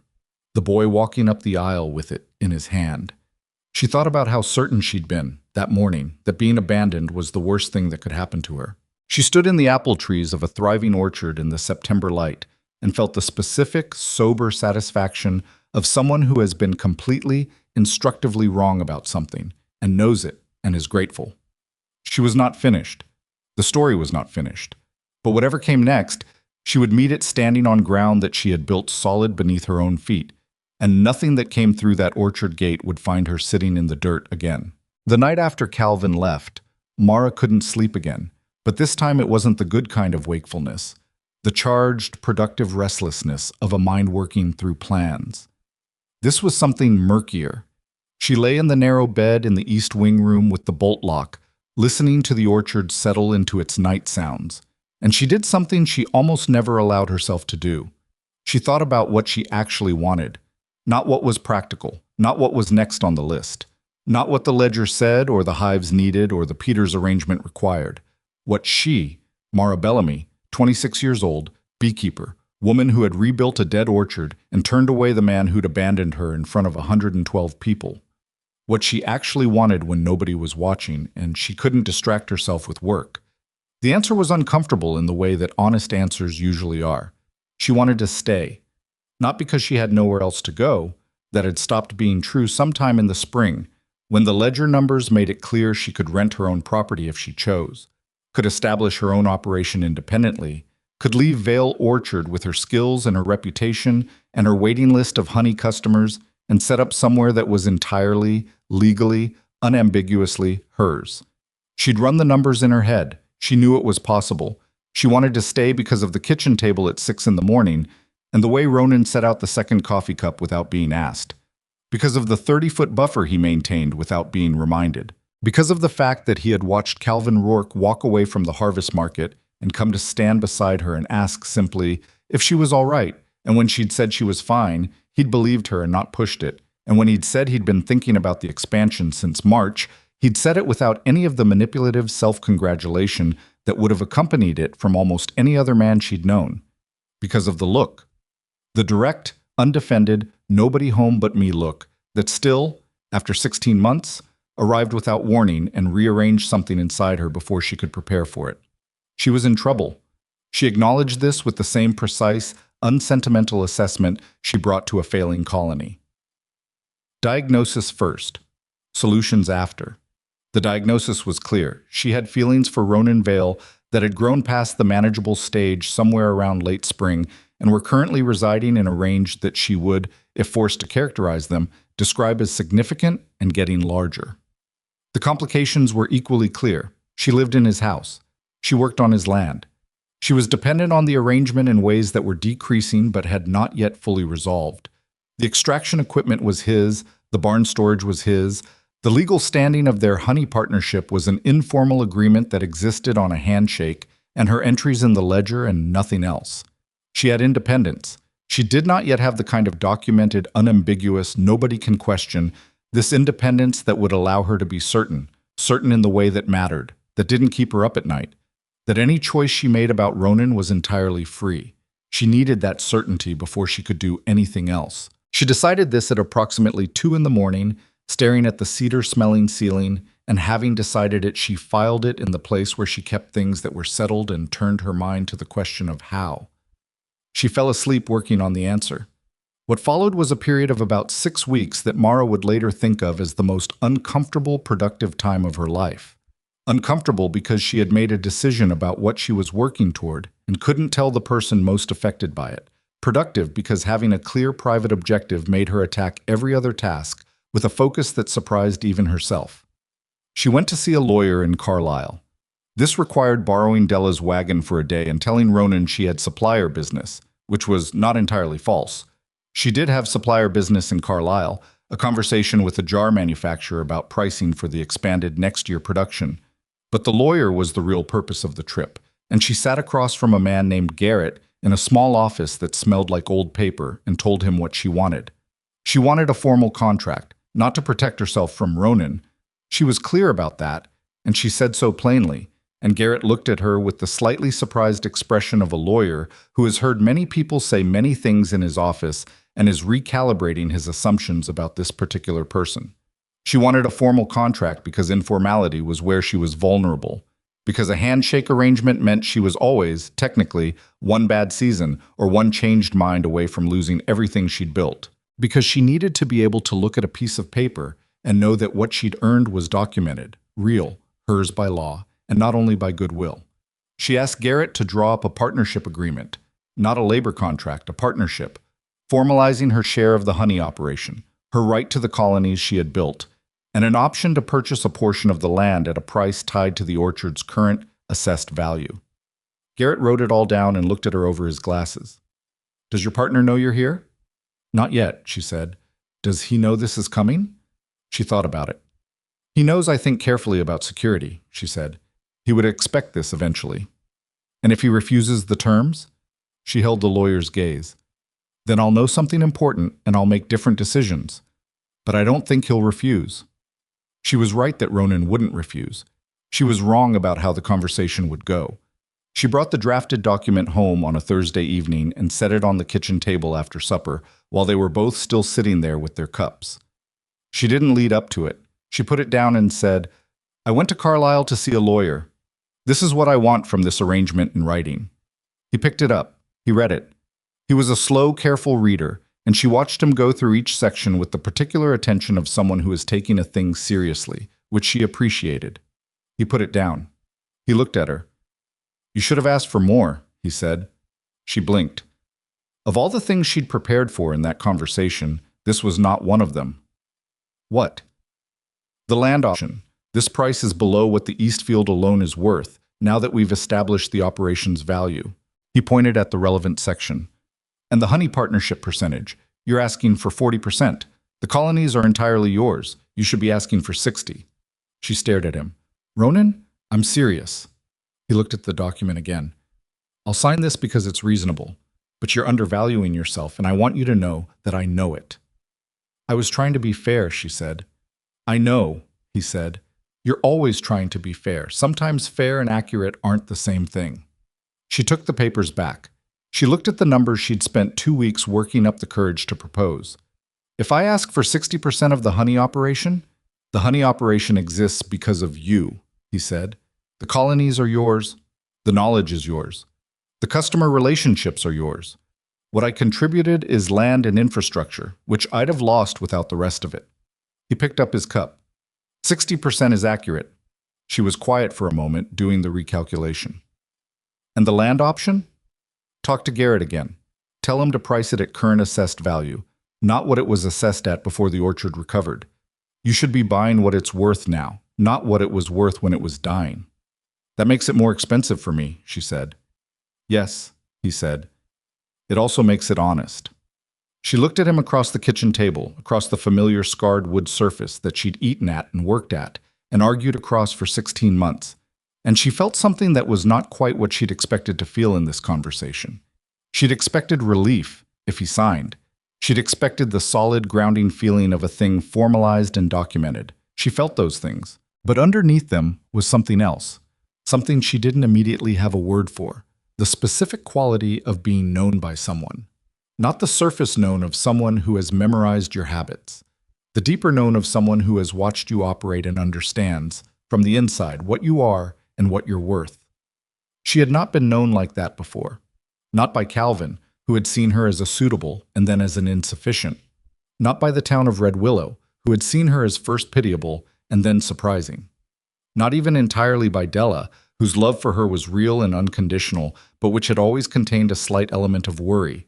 Della loved her in spite of her self-sufficiency, slightly anxious about it, always half hoping Mara would soften into needing more help. Ronan knew her without the worry, without the in spite of. He had hired her because of her competence, watched her because of her competence, and was now sitting across a table telling her she'd undervalued her own competence in a legal document. I'll go back to Garrett, she said. Good. You're sure about the 60%?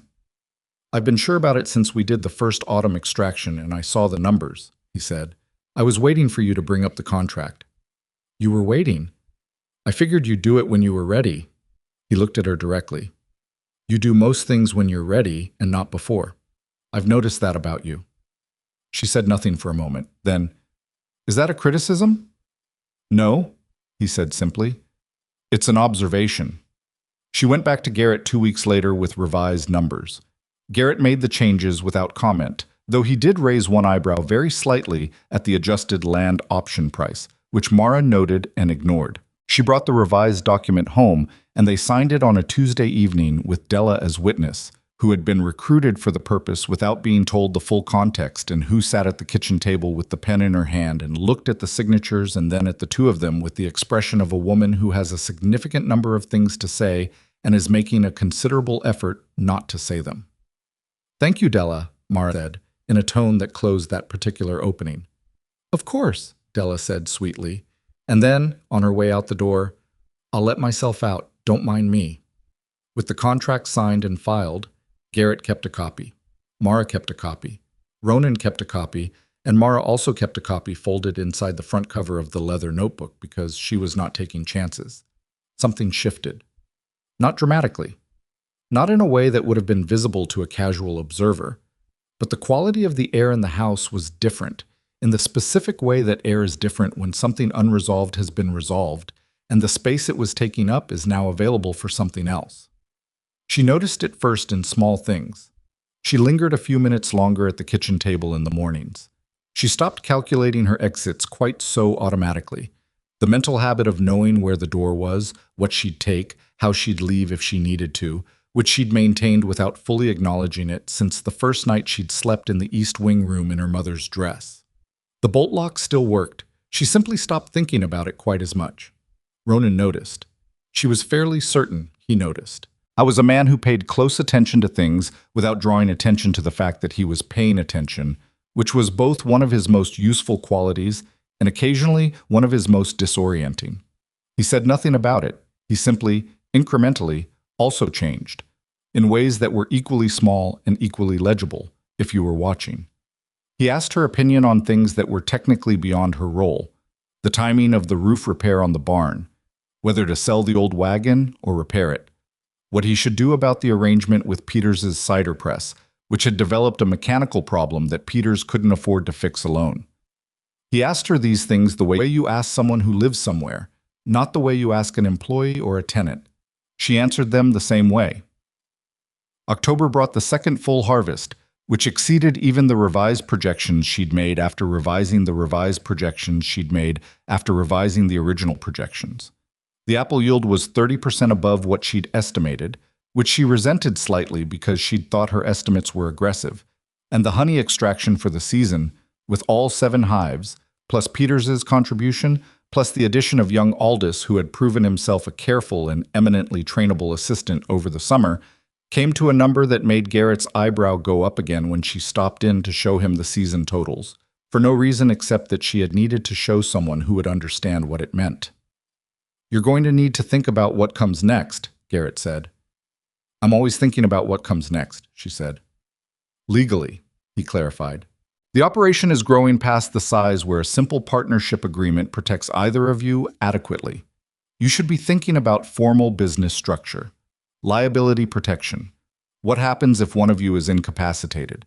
What happens if—" He paused, with the careful tact of a man who operates in the territory of things people don't like to plan for. "What happens if the partnership changes in nature?" She looked at him. "I'm a lawyer," he said mildly. "It's my job to think about all the ways things can change." "The partnership is fine as it is," she said. "For now," he said. "Come back and see me in the spring. Bring your partner." She told Ronan about the conversation that evening, in the matter-of-fact way she'd developed for delivering information that had potential emotional freight, presenting it as a practical business matter before it could become anything else. He listened. He was quiet for a moment after she finished. "He's right," he said. "I know. We should think about it." I said, "I know." She looked at him. "I just wanted you to know I'd had the conversation." He nodded. Then, "Mara." The way he said it, with that particular quality, the one that meant what came next, was something he'd been holding for a while and had decided to stop holding, made her set down the pen she was holding and look at him directly. "There's something I want to say," he said, "and I want to say it badly, which means I should probably think about it more before I do." "Then think about it more," she said. "I've been thinking about it for 4 months." She waited. He was quiet for a moment. Not the comfortable quiet she'd grown used to from him. This was the quiet of someone doing something difficult. "You know I'm not good at this," he said. "At what specifically?" "At—" He made a gesture that seemed to encompass the whole territory of what he was trying to say, which was very unlike him. He was usually precise. The imprecision told her more than the words. "At saying things I feel before I've figured out the exact right way to say them. I tend to wait until I know exactly what I mean." "I've noticed that about you," she said, deliberately using his own words back at him. She watched the flicker of recognition cross his face. "The problem," he said, "is that I know exactly what I mean. I've known for a while. What I've been waiting for is different. He looked at her steadily. I've been waiting for you to have choices. She was very still. Not because I thought you didn't, he said, but because I needed to know that you knew you did. You came here with nothing, Mara. That's the plain fact of it. And I didn't want to add something to that situation that would make it complicated in the wrong ways. I didn't want you to feel like, he stopped, found the words again, like the job and the room and whatever I might feel were all part of the same arrangement, like you'd need to sort out which parts of it you could say no to. She understood exactly what he was saying. You've been waiting until the contract was signed, she said. I've been waiting until you had somewhere else to go, he said, so that if you stayed, it would be because you chose it. The kitchen was quiet. Outside, the October wind moved through the apple trees, stripped of their fruit now, the branches bare and angular against the evening sky, resting the way orchards rest when they've done everything they were capable of and are simply waiting for the next season to ask something of them. That's the most thoughtful thing anyone has ever done for me, she said. Her voice was steady. She was not going to cry in the kitchen. And also one of the more maddening. I know, he said. I'm sorry for the maddening part. 4 months, she said. Closer to 6, he said, if I'm being honest. She looked at him. At the face she'd been looking at across this table for a year and a half. That lean, weathered, unsentimental face with the eyes that saw things, and the quality of stillness that had stopped unnerving her somewhere around month 4 and started being the thing she unconsciously looked for in a room. Ronan, she said. Yes. Are you going to actually say the thing, or are we going to discuss the context for it indefinitely? Something crossed his face, that thing that wasn't quite a smile, that she'd catalogued as one of her private favorites without ever admitting that. I love you, he said. That's the thing. I've loved you since approximately February, and I'm asking not whether you need anything from me, not whether this is convenient, but whether you want to build a life here, with me, knowing that you don't have to. The wind moved through the trees outside. She thought very briefly about the chapel in June of the previous year, the boy with the note, the dress with the uneven seam, the moment she'd walked out the doors and kept walking because stopping felt worse than moving. She thought about the wagon road and the question he'd asked, "Do you have anywhere to go?" And the answer that had been the most frightening, honest thing she'd said in years. She thought about what it had meant to say no then. She thought about what it meant to say yes now. Yes, she said. I was quiet for a moment, as if he was making sure he'd heard correctly. Yes, you'll consider it, or yes, I want to build a life here, she said, with you. Don't make me say it in more pieces than that. I've already said more in the last 5 minutes than I generally say in a week. He laughed. She had heard him laugh before. It was not a common sound. He was not a man who laughed easily or often, which meant that when it came, it had the quality of something real. And she felt it in her chest the way the hive sound was in her chest, the low, warm frequency of something running the way it was supposed to. All right, he said. All right, she said.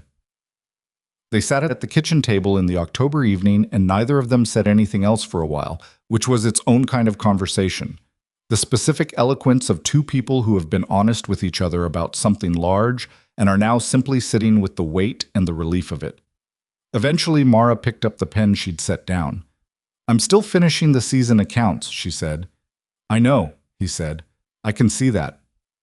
The Aldis wages need to be calculated before the end of the month. Mara. What? I know, he said again gently. Do your accounts. She did her accounts. He made tea and left a cup at her elbow and went to do whatever he did in the evenings in the sitting room, and she worked through the numbers with her usual focused precision, and approximately 45 minutes later, when she closed the ledger and looked up, she found that the light in the kitchen felt different in a way she couldn't entirely account for through any practical change in the room itself. She sat with that for a minute. Then she got up and went to find him. November brought cold, and cold brought the particular intimacy of a house occupied by people who have stopped pretending to a formality that no longer serves any real purpose. They were not demonstrative, that was not what either of them was, but the quality of their shared daily life shifted in ways that were small and clear and felt, to Mara, like the difference between a colony that is merely surviving and a colony that is genuinely thriving. The difference isn't always dramatic. Sometimes it's just every bee carrying something, every return flight purposeful, the sound of the whole system running without the undertone of effort. She moved some of her books from the East Wing room to the sitting room shelf without making an announcement about it. He noticed and said nothing. He started including her name automatically in conversations with suppliers and buyers. Not my beekeeper or the woman who manages the honey operation, but simply Mara and I, without, she suspected, being consciously aware that he'd started doing it. She noticed and said nothing. These were the adjustments of people becoming, incrementally and practically, something that they'd been becoming for a long time before they named it. Della came for Sunday visits and was visibly delighted in the carefully restrained way of someone who is determined not to be unbearable about being right. She brought bread. She sat on the porch and talked with them both and kept her expression mostly neutral and only twice said anything that could be classified as pointed. And both times Mara gave her a look that closed it, and Della smiled and talked about something else. Peters came in November with a problem. It was the kind of problem that Mara had been privately expecting for a while. Not with any satisfaction, because she didn't enjoy being right about bad news, but with the resigned acknowledgement of someone who has read a situation correctly and waited for the moment when it became undeniable. Peters was overextended. He'd expanded his Apple operation on the strength of the previous 2 years' results, taken on debt to do it, and now faced a gap between what he'd borrowed and what the season had actually produced. Not a catastrophic gap, but a real one. The kind that doesn't kill you immediately, but erodes everything over time if left unaddressed. He came on a Tuesday afternoon with his hat in his hands, literally, and sat at Mara and Ronan's kitchen table with the expression of a man who has spent considerable time working up to an uncomfortable conversation. "I need to restructure the honey arrangement," he said. Mara looked at him. "Restructure how?" He laid out the situation in the flat, slightly shame-colored way of a man who is being straight about something humiliating. He needed more from the arrangement than his current share provided. His 24 hives were his most productive asset. He wanted to know if there was a way to formalize things differently, more advance payment, perhaps, or a different share structure that gave him more liquidity in the short term. More from the arrangement and advance payment were two different things, and Mara was careful about that distinction. She asked several questions about the debt terms, about his production costs, about what he actually needed versus what he thought he was asking for. And Peters answered them with growing discomfort but consistent honesty, because whatever his failures of planning, he was not a dishonest man. When she had the full picture, she was quiet for a moment.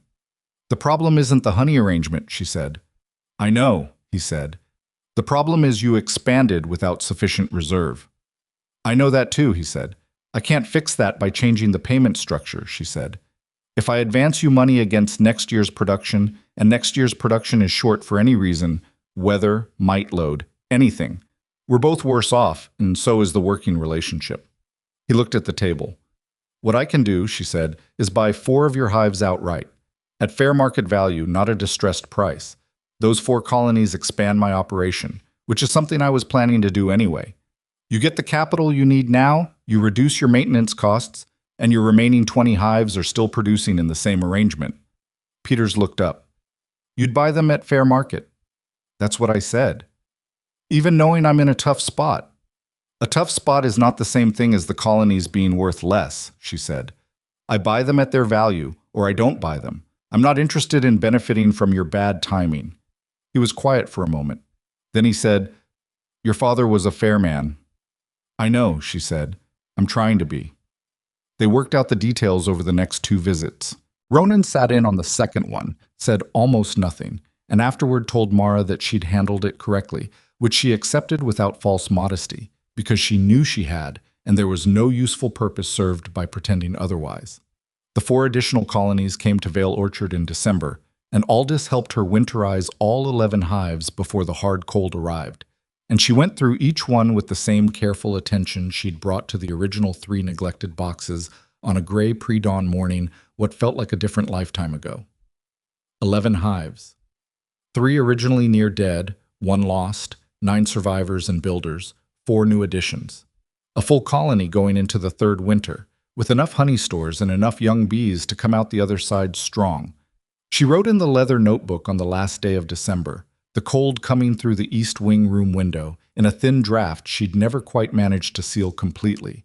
The cedar smell of the room around her, the sounds of the house that she knew now the way she knew her own handwriting. She wrote the colony counts, the winter preparation notes, the projections for next year, which were the most ambitious she'd committed to paper yet. 12 colonies by summer, a new extraction set up in the smokehouse, the Eastfield expansion that would require 3 weeks of work in March, the conversation with Garrett about the business structure that she'd been putting off and needed to stop putting off. At the bottom of the page, she wrote something that wasn't a business note. She wrote, 3 years ago I thought security meant belonging to someone. Now I know it means belonging to yourself first and choosing everything after from that position. She looked at what she'd written. Then she closed the notebook. Outside, the Kansas winter settled over Vale Orchard in the particular dense silence of cold, clear nights, and somewhere in the Eastfield 11 hives held their warmth against the dark. Each colony, a humming, breathing, patient thing, waiting for the question spring would ask of them. They were ready, so was she. Spring came back a third time, and Mara was ready for it in a way she hadn't been for either of the previous two, not better prepared in the technical sense, though she was that too, but ready in the deeper sense of a person who has finished negotiating with themselves about what they want and can now simply move toward it without the constant internal argument. The conversation with Garrett happened in February, as she'd promised herself it would. She and Ronan drove to Carlisle together on a Thursday morning, which was the first time they'd made a trip anywhere together that wasn't strictly necessary for supply purposes, and the quality of sitting beside each other on the wagon bench for 2 hours, talking sometimes, quiet other times, the familiar rhythm of two people who had learned each other's silences, felt like its own kind of statement about what things had become. Garrett had the papers ready. He'd clearly been thinking about it since the autumn, because the documents he laid out were more comprehensive than anything Mara had asked for. A formal business structure that protected both of them, that documented her 60% stake in the honey operation and her land option in terms that were legally unambiguous, that addressed the question of what happened in a range of futures that she preferred not to think about in detail, but understood the necessity of planning for. "There's one thing I'd like to add," Ronan said. Mara looked at him. He reached into his coat pocket and put a folded piece of paper on Garrett's desk. Garrett unfolded it and read it. His expression remained professionally neutral, though something shifted in the vicinity of his eyes. He slid it across the desk to Mara. It was a deed transfer. 30 acres of the East Field, the section that held the original hive positions, the clover, the creek bank forage line, transferred into Mara's name. Not an option, not a future right. A transfer, dated and signed by Ronan, awaiting only registration. She looked at the paper for a long moment, then she looked at him. "When did you do this?" she said. "January," he said. "I wanted Garrett to check it first." "You didn't tell me." "I wanted to tell you when I could hand it to you," he said simply. She looked back at the deed. 30 acres. The ground where she'd moved the first hives, where she'd spent 1,000 early mornings, where the third colony's new queen had taken her mating flight and come back changed and purposeful. The ground that had taught her, more than any other single thing in her adult life, what it felt like to work at something that was genuinely yours. Now it was. She set the paper down on the desk with both hands flat on it for a moment, the way you steady something you don't want to drop. "Thank you," she said. Her voice was even. She was not going to cry in Garrett's office. Thank you. "It's accurate," Ronan said, which was the most Ronan answer he could have given, and she recognized that and appreciated it more than she could have explained. They signed everything that needed signing. Garrett filed what needed filing. On the way home, Mara sat on the wagon bench with the deed copy folded inside the front cover of the leather notebook, where she kept everything that mattered, where her father's handwriting still lived in the first half, where her own records filled the second, and she looked at the winter fields going past on either side of the road and thought about the word hers until it stopped feeling like something borrowed and started feeling like something true. The wedding was in October. That was Mara's choice, and she made it for a reason she told only Della, who was the person she told things to when she needed to say them out loud to test if they were real. She chose October because October was harvest, because October was the season that had proved everything she'd needed to prove about herself in this place, And if she was going to marry a man, she wanted to do it in the season that had made her certain she was doing it freely. Della said, "That is the most practical reason for a wedding date I have ever heard in my life." "Did you expect something different?" Mara said. "No," Della said, "but I reserve the right to find it funny." "Noted," Mara said. "Now help me with the dress." She did not wear her mother's altered wedding dress. That dress was in a cedar chest in the East Wing room. She'd kept it, not out of sentiment exactly, but because it had been her mother's, and that meant something separate from what it had come to mean in the chapel 2 years prior. She would keep it, she thought, in case someone needed it someday.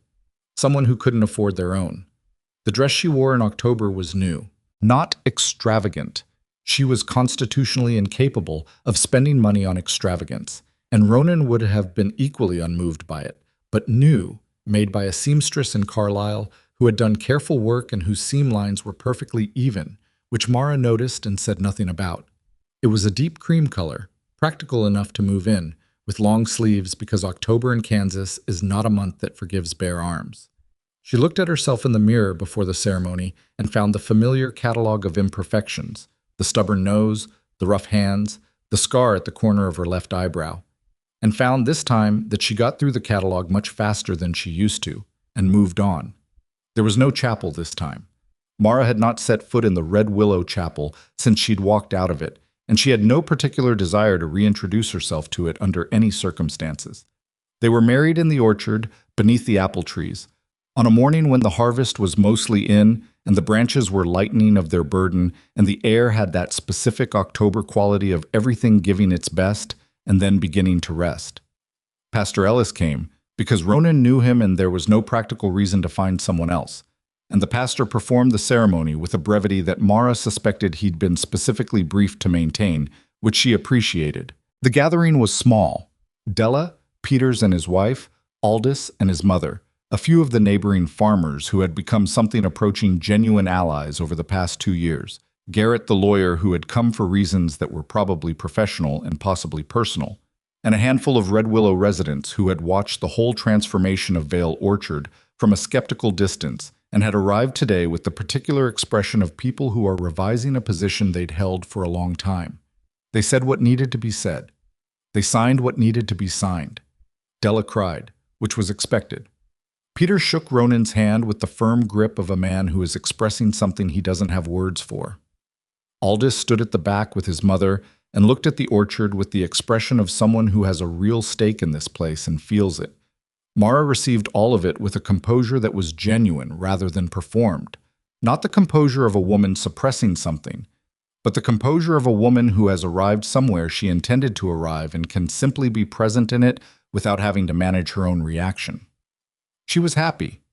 She recognized it with the same precise attention she brought to everything, identified it clearly, and allowed herself to have it without immediately worrying about what came next. That part was new. The reception was at the long tables Ronan had set up in the orchard clearing, the same clearing where the harvest market happened, which felt intentional to Mara and was intentional, though she hadn't announced it. The same ground where Calvin Rourke had walked toward her in his pressed coat, expecting to find a desperate woman, and had found something else entirely. The same ground where she had looked past him at the apple trees, and understood that what she'd built was more real than anything he'd come to offer. There was food and cider and honey in jars at every place setting.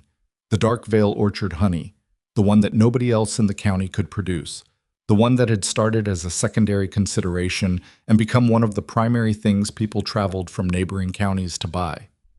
Mara had labeled the jars herself, the same way she'd labeled every jar since the beginning, handwritten, clean, the Vale Orchard name and the date and the flower sources listed on the back, because she believed people deserved to know exactly what they were getting and where it came from. She sat at the table with Ronan on one side and Della on the other, and the afternoon came down golden through the harvested apple trees, and she ate and talked and listened and let herself be somewhere without calculating her exit, and it was, all things considered, one of the better afternoons of her life. It was at that table, in the middle of the afternoon, that the thing happened which she hadn't planned for. A woman she barely knew, the wife of one of the grain cooperative men, a quiet person named Ruth, who had been brought by her husband and who seemed to be the kind of person who came to events prepared to observe rather than participate, appeared at Mara's elbow during a lull in the conversation and asked if she could speak to her for a moment. Mara excused herself from the table. They stepped a few feet away toward the edge of the tree line. Ruth was perhaps 40, or perhaps younger and worn to 40 by circumstances, with the specific quality of someone who has been careful for a long time about how much of themselves they let be visible. Mara recognized that quality immediately and with a sharpness that surprised her. "I heard," Ruth said, and then stopped and collected herself and started again. "I have a niece. She's 19. Her family, her father, has put her out. She has nowhere to go and no skills they'll pay her for, and I can't take her in. My husband won't." She stopped again. Her jaw was tight. "Someone told me that you took yourself from nothing, that you know what that looks like." Mara looked at her for a moment. "Where is she now?" she said. "Staying with me temporarily. My husband doesn't know. I've got maybe 2 weeks before he finds out and it becomes a problem." Mara thought about the East Wing room, the narrow bed and the bolt lock and the cedar smell. The room where she had slept in her mother's dress on the first night and lain awake calculating exits for months afterward, and eventually, incrementally, stopped calculating them. She thought about what that room had meant to her. Not the room itself, which was small and slightly drafty and nothing special, but what it had represented. A door that locked from the inside. The most important architectural feature she had ever encountered. "Bring her to me," Mara said. "This week." Ruth blinked. "Just like that?" "Just like that," Mara said. "She'll need to work. I won't keep anyone who doesn't work, and the work is physical and sometimes unpleasant. But if she's willing to learn and willing to show up, she'll have a room with a lock and wages and something to do with her hands that's worth doing." Ruth was quiet for a moment. Then she said, "Thank you," with the specific weight of someone who doesn't say that word lightly. "Don't thank me yet," Mara said. "Wait until she's been here a month and tell me then." She went back to the table. Ronan was talking with Peters about the cider press situation, which had become a recurring topic that was slowly resolving itself into a shared equipment arrangement that benefited both operations. He glanced at her when she sat down, a checking-in glance, the kind that asks everything all right without requiring it to be said aloud. And she gave him the small nod that answered it, and he returned to Peters without making anything of it. She picked up her cider. She sat in the October afternoon of her wedding day and looked at the orchard and thought about what Ruth had just said. "Someone told me you took yourself from nothing." It wasn't quite accurate. She hadn't taken herself from nothing. She'd been offered a question on a wagon road, and she'd answered it honestly, and that honesty had led to a room with a lock and work that was hers, and the work had done the rest. She hadn't come from nowhere. She'd come from a very specific somewhere, which was the place where you have nothing left to protect and everything left to figure out. And that is a frightening place, but it is also, if you can bear to stay in it long enough to look around, a strangely clarifying one. She had been given a chance, not by luck exactly, and not by grace, and not by the simple goodness of one man stopping on a road, though all of those things were part of it. She'd been given a chance primarily because she had said yes to a hard thing when she had every reason and every right to say she couldn't, and that yes had led to another yes, and that yes to another, and here she was at the end of a chain of yeses that had started with absolute nothing, and arrived at this orchard, this table, this afternoon, this life. Ruth's niece arrived 4 days later. Her name was Clara, and she was 19, and she had the haunted, slightly feral quality of a young person who has been recently discarded and is waiting, without much expectation, to be discarded again. She came with a small bag and almost no words, and looked at the Vale Orchard property with an expression that was carefully blank, in the way that expressions are blank when a person is afraid to show a reaction to something that might be taken away. Mara showed her the East Wing room. Clara looked at the bolt lock for a moment. "That locks from the inside," Mara said. "I can see that," Clara said. "Anyone who tries to open it from the outside without your invitation will answer to me," Mara said. "That's not a general policy statement. That's a specific promise." Clara looked at her, young eyes with old things in them. "Why are you doing this?" Mara had expected this question because she'd asked it herself once, to a man on a wagon road. "Because I know what this room means," she said, "and because you'll work hard, and your work will be worth more than the room costs me, and because someone gave me a similar chance when I needed it, and that matters." She paused. "Any other questions, or do you want to start tomorrow?" Clara thought about it. What time? 5, Mara said. Clara's eyes widened slightly. In the morning? Bees don't sleep past 5, Mara said. Neither do I. Clara started at 5 the next morning. She was there, which was the first test, and she showed up in work clothes, which was the second. Mara handed her a veil that fit and walked her through the basics with the same patient, methodical attention she brought to everything that mattered, starting from the beginning without condescension and moving at the pace the subject required. Clara was afraid of the bees at first. That was normal, and Mara said so. The fear is useful, she said. It keeps you careful. The problem is when people move past fear into either panic or overconfidence. Panic makes you jerk, and jerking makes them sting. Overconfidence makes you skip steps, and skipping steps costs you. She looked at Clara steadily. Fear is fine. Fear means you're paying attention. Clara paid attention. She was a quick student in the way of people who don't have the luxury of not being. People who have learned early that understanding something is the difference between being at the mercy of it and having some say in the matter.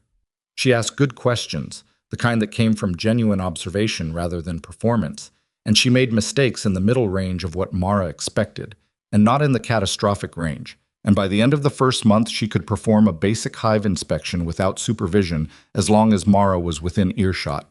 She ate supper with them in the kitchen and said little, but the quality of her silence changed over the weeks. From the closed, defensive silence of someone waiting for the next bad thing to something more like the silence of a person who is resting. Ronan treated her with the same unremarkable consideration he brought to everything.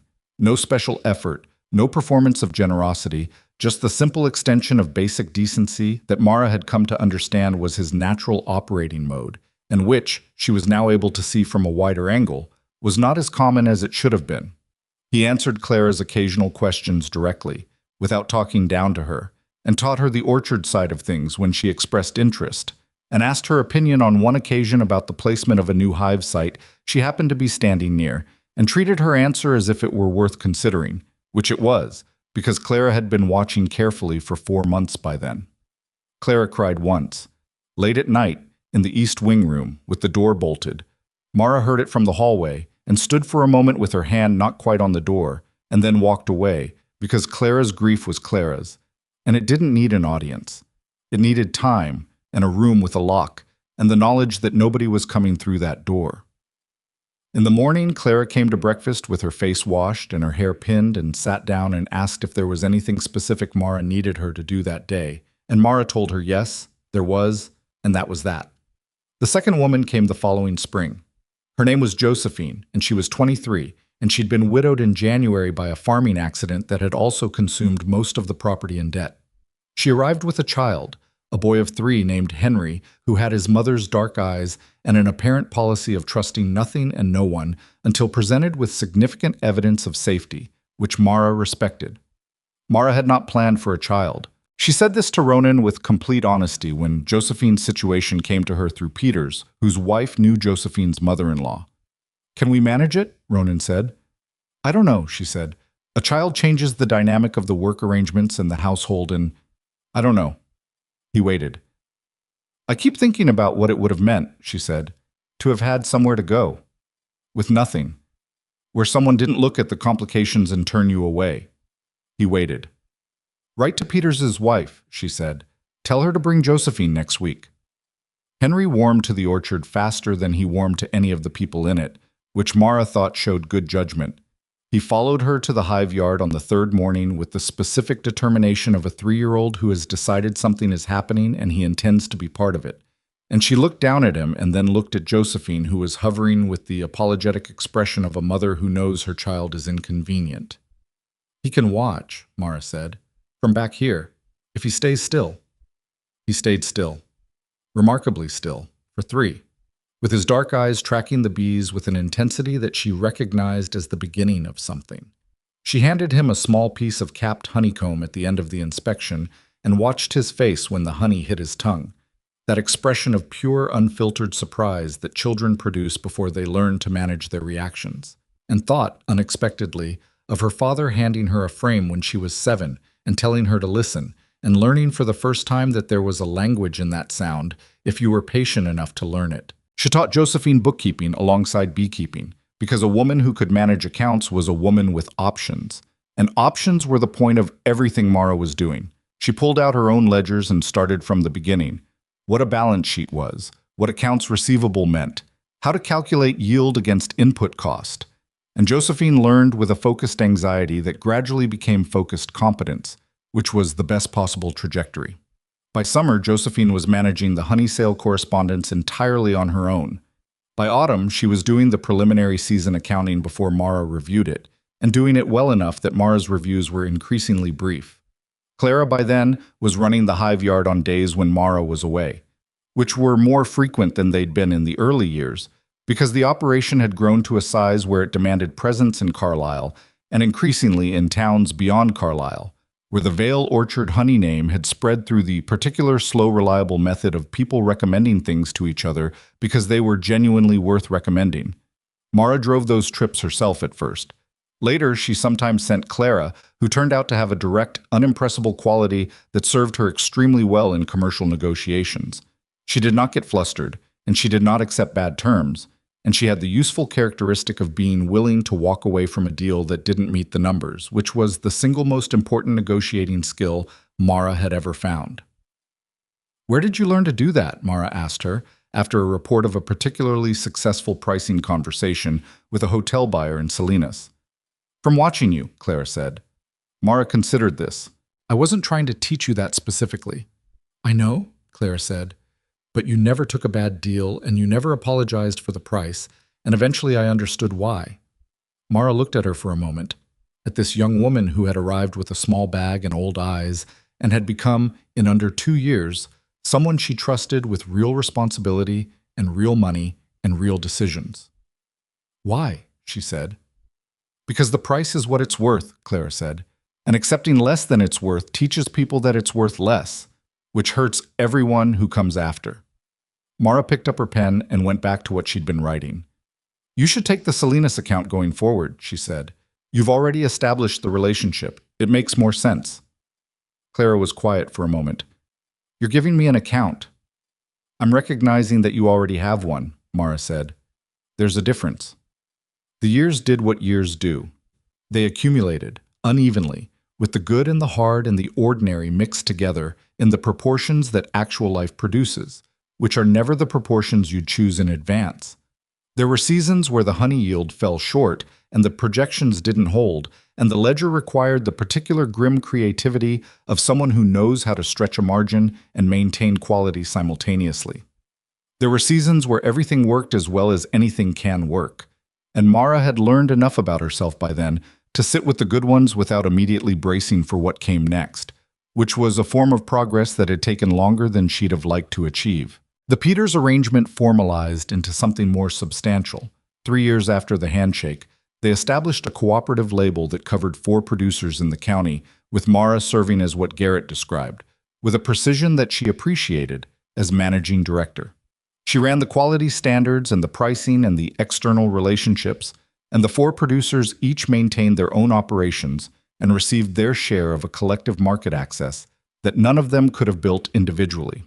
It was not, any of them would have told you, a smooth arrangement. There were arguments about standards, about pricing, about which accounts took priority in a short year. Mara mediated these arguments with the same direct, slightly impatient clarity she brought to everything, and the arguments usually resolved, and occasionally someone stormed off and came back a week later, and occasionally Mara was the one who was wrong, and said so. That last part was the hardest and the most important. She learned over time that being right as often as she was had a particular hazard. It made the time she was wrong more costly because she hadn't built the habit of being wrong and handling it in stride. She had to learn that separately, as its own skill, the way she'd had to learn to accept help in the early years as its own skill. It did not come naturally.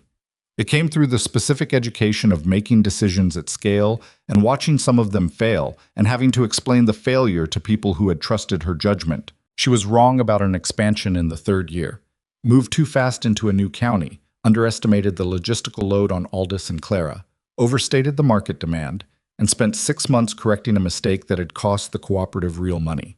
She stood in front of the 4 producers at the quarterly meeting and told them exactly what she'd done wrong and what it had cost and what she was doing to fix it, and she did not soften any of it or distribute the blame or frame it as something that had happened to her. Peter said afterward, privately, that she'd handled it better than most men he knew would have. "That's a low standard," she said. "I know," he said. "I'm still giving you the compliment." She and Ronan did not have an uncomplicated life together. She would have been suspicious of one if they had. He was a man of strong habits and strong opinions who had spent years alone and had developed a fixed relationship with his own judgment that sometimes required negotiation. She was a woman of strong habits and stronger opinions who had spent years building something entirely on her own assessment of the situation and did not instinctively create room for second-guessing. They were, in other words, two people with the same character flaw, which is the kind of thing that either destroys a relationship or makes it extremely honest. And in their case, it made it honest, which was more durable than comfortable, but also more real. They argued. Not constantly, not dramatically, but with the genuine friction of two people who mean what they say and don't back down from it easily. They argued about the cooperative expansion she'd gotten wrong. He'd had reservations she hadn't fully listened to, and she'd acknowledged that, not immediately, and not without some internal wrestling, but she'd acknowledged it. They argued once about Claire's promotion to account manager, which Ronan had thought premature and Mara had thought accurate. And the argument lasted 3 days, and the outcome proved Mara right. And she said nothing about being right, which cost her something and was also the correct decision. She found that loving someone who knew her well meant she couldn't rely on the version of herself she presented to the world, which was competent and clear and slightly formidable and very rarely uncertain. Ronan had seen too many 5 in the morning kitchen conversations, too many evenings when the ledger numbers weren't adding up, and she was sitting with her pencil going around and around the same figure, trying to make it something it wasn't. He had seen her be wrong and not admit it for too long, and seen her admit it eventually, and seen the cost of both. He did not love her because she was impressive. He loved her because he knew her, which was entirely different, and she had come to understand, much harder to find. She tried to love him the same way. She tried to see the man who had carried a dying orchard for 6 years on stubbornness and imperfect judgment, and refused to let other people's certainty that it was over become his own certainty, who had asked a question on a wagon road not because he knew it would change everything, but because leaving someone sitting in the dirt seemed wrong, and sometimes you just do the thing that seems right and see what it leads to, who had waited 6 months to tell her he loved her so that she would have the freedom to answer without complication. She did not always succeed at seeing him this clearly.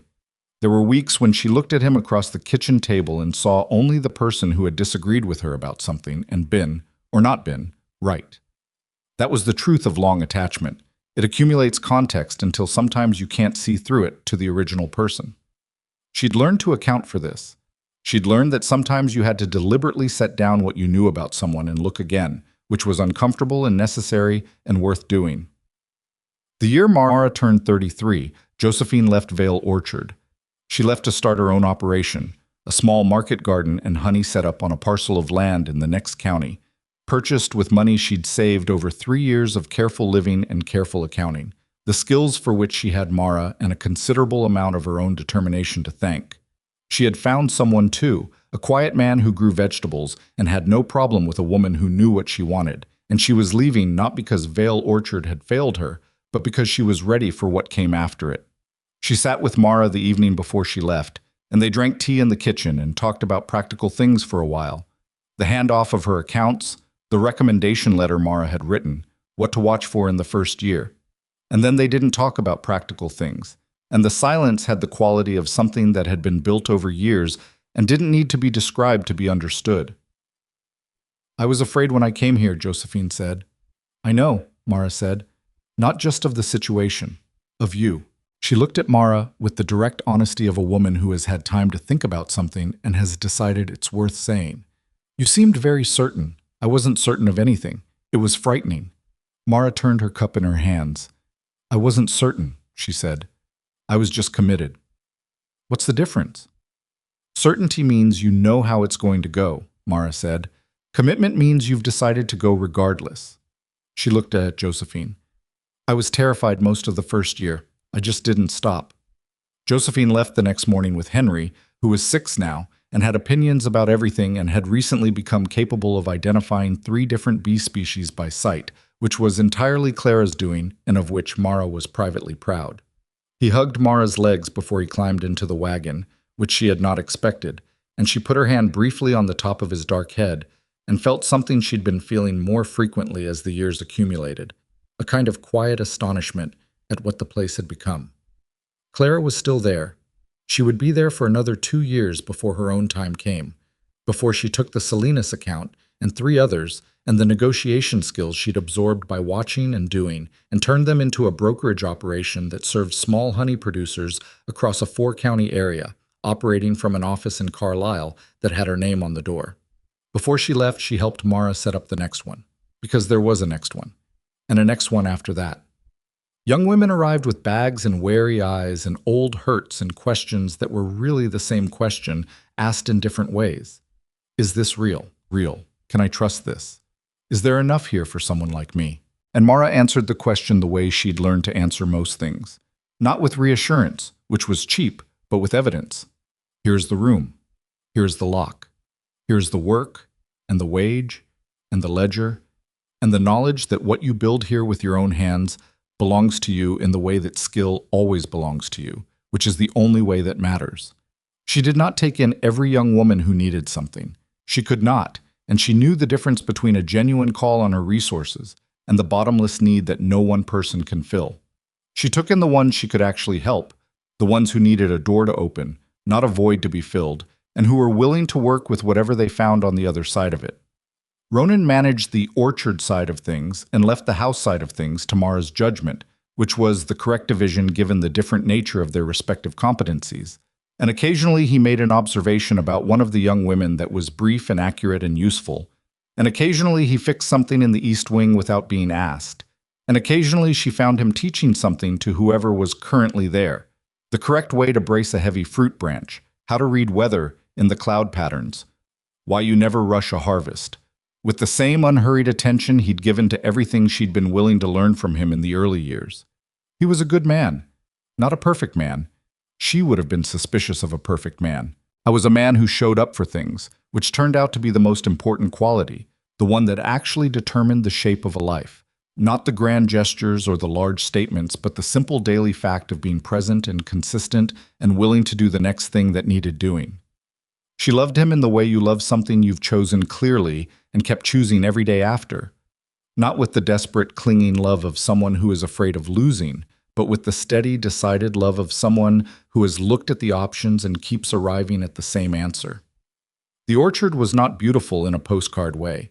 It was beautiful in the way that working things are beautiful, a beauty made of function and time and the accumulated result of good decisions made consistently over years. The trees were older, some of them requiring more careful management now, and there was a section of the west side that was genuinely struggling with a root condition that Mara and Ronan had been working through with methodical, mostly unsuccessful creativity for 2 years, and would probably work through for 2 more. There were seasons when the honey yield was disappointing and seasons when the apple crop got hit by a late frost, and the whole carefully balanced equation of the operation had to be recalculated from a different starting point. This was what an actual life looked like.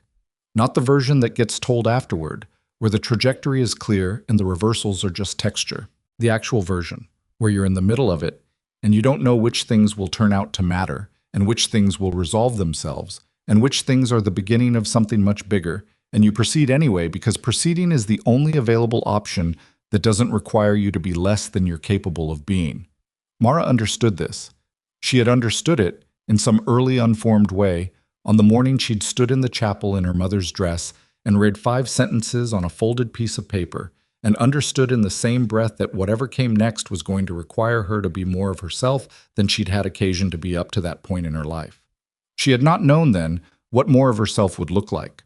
She had simply committed to finding out, and the finding out had taken years and hard work, and some failure, and a great deal of early morning quiet, and a man who asked the right question on a wagon road, and then, far more importantly, kept asking the right questions afterward. She was 37 years old, and she was not finished. She did not expect to be finished. The East Field still had 2 hive positions she wanted to adjust before winter.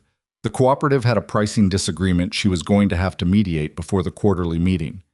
There was a young woman who had come to the door last week, sent by Ruth, the same Ruth who had stood at the edge of the orchard on her wedding day with her hat in her hands, who had sat in the kitchen and answered Mara's questions with the careful precision of someone who desperately wants to appear capable and is terrified of appearing desperate. And Mara had listened and recognized something she knew very well, and had offered the room. The girl was in it now. The bees were in the east field. The apples were already thinking about next spring, the way trees do, the small decisions happening beneath the bark, the stored energy of the previous year already being organized into what came next, patient and certain, in the way that living things are certain about their own continuation when you give them what they actually need. Mara stood at the kitchen window with her morning coffee, the leather notebook on the table behind her, Ronan's boots already gone from the doorway, meaning he was in the barn already, meaning the day had started the way it always started. Not with drama, not with announcement, but with the simple fact of being up before the light and ready for whatever the next thing was. She thought briefly about a girl sitting in the dirt beside a wagon road in a wedding dress, with nowhere to go and nothing in her hands, and the specific terrible freedom of having nothing left to lose. She had been that girl. She did not need to stop being her, or pretend she'd never been her, or look back at her with pity or distance. That girl was the beginning of this. That girl had said no when she had nothing, and yes when she had enough. And the distance between those two answers was every morning she'd gotten up at 5, and every hive she'd moved in the dark, and every hard conversation she'd had clearly, and every mistake she'd acknowledged, and every young woman she'd handed a key to a room with a lock on the inside. The distance between those two answers was this life. She picked up the notebook. She put on her coat. She went out to the bees.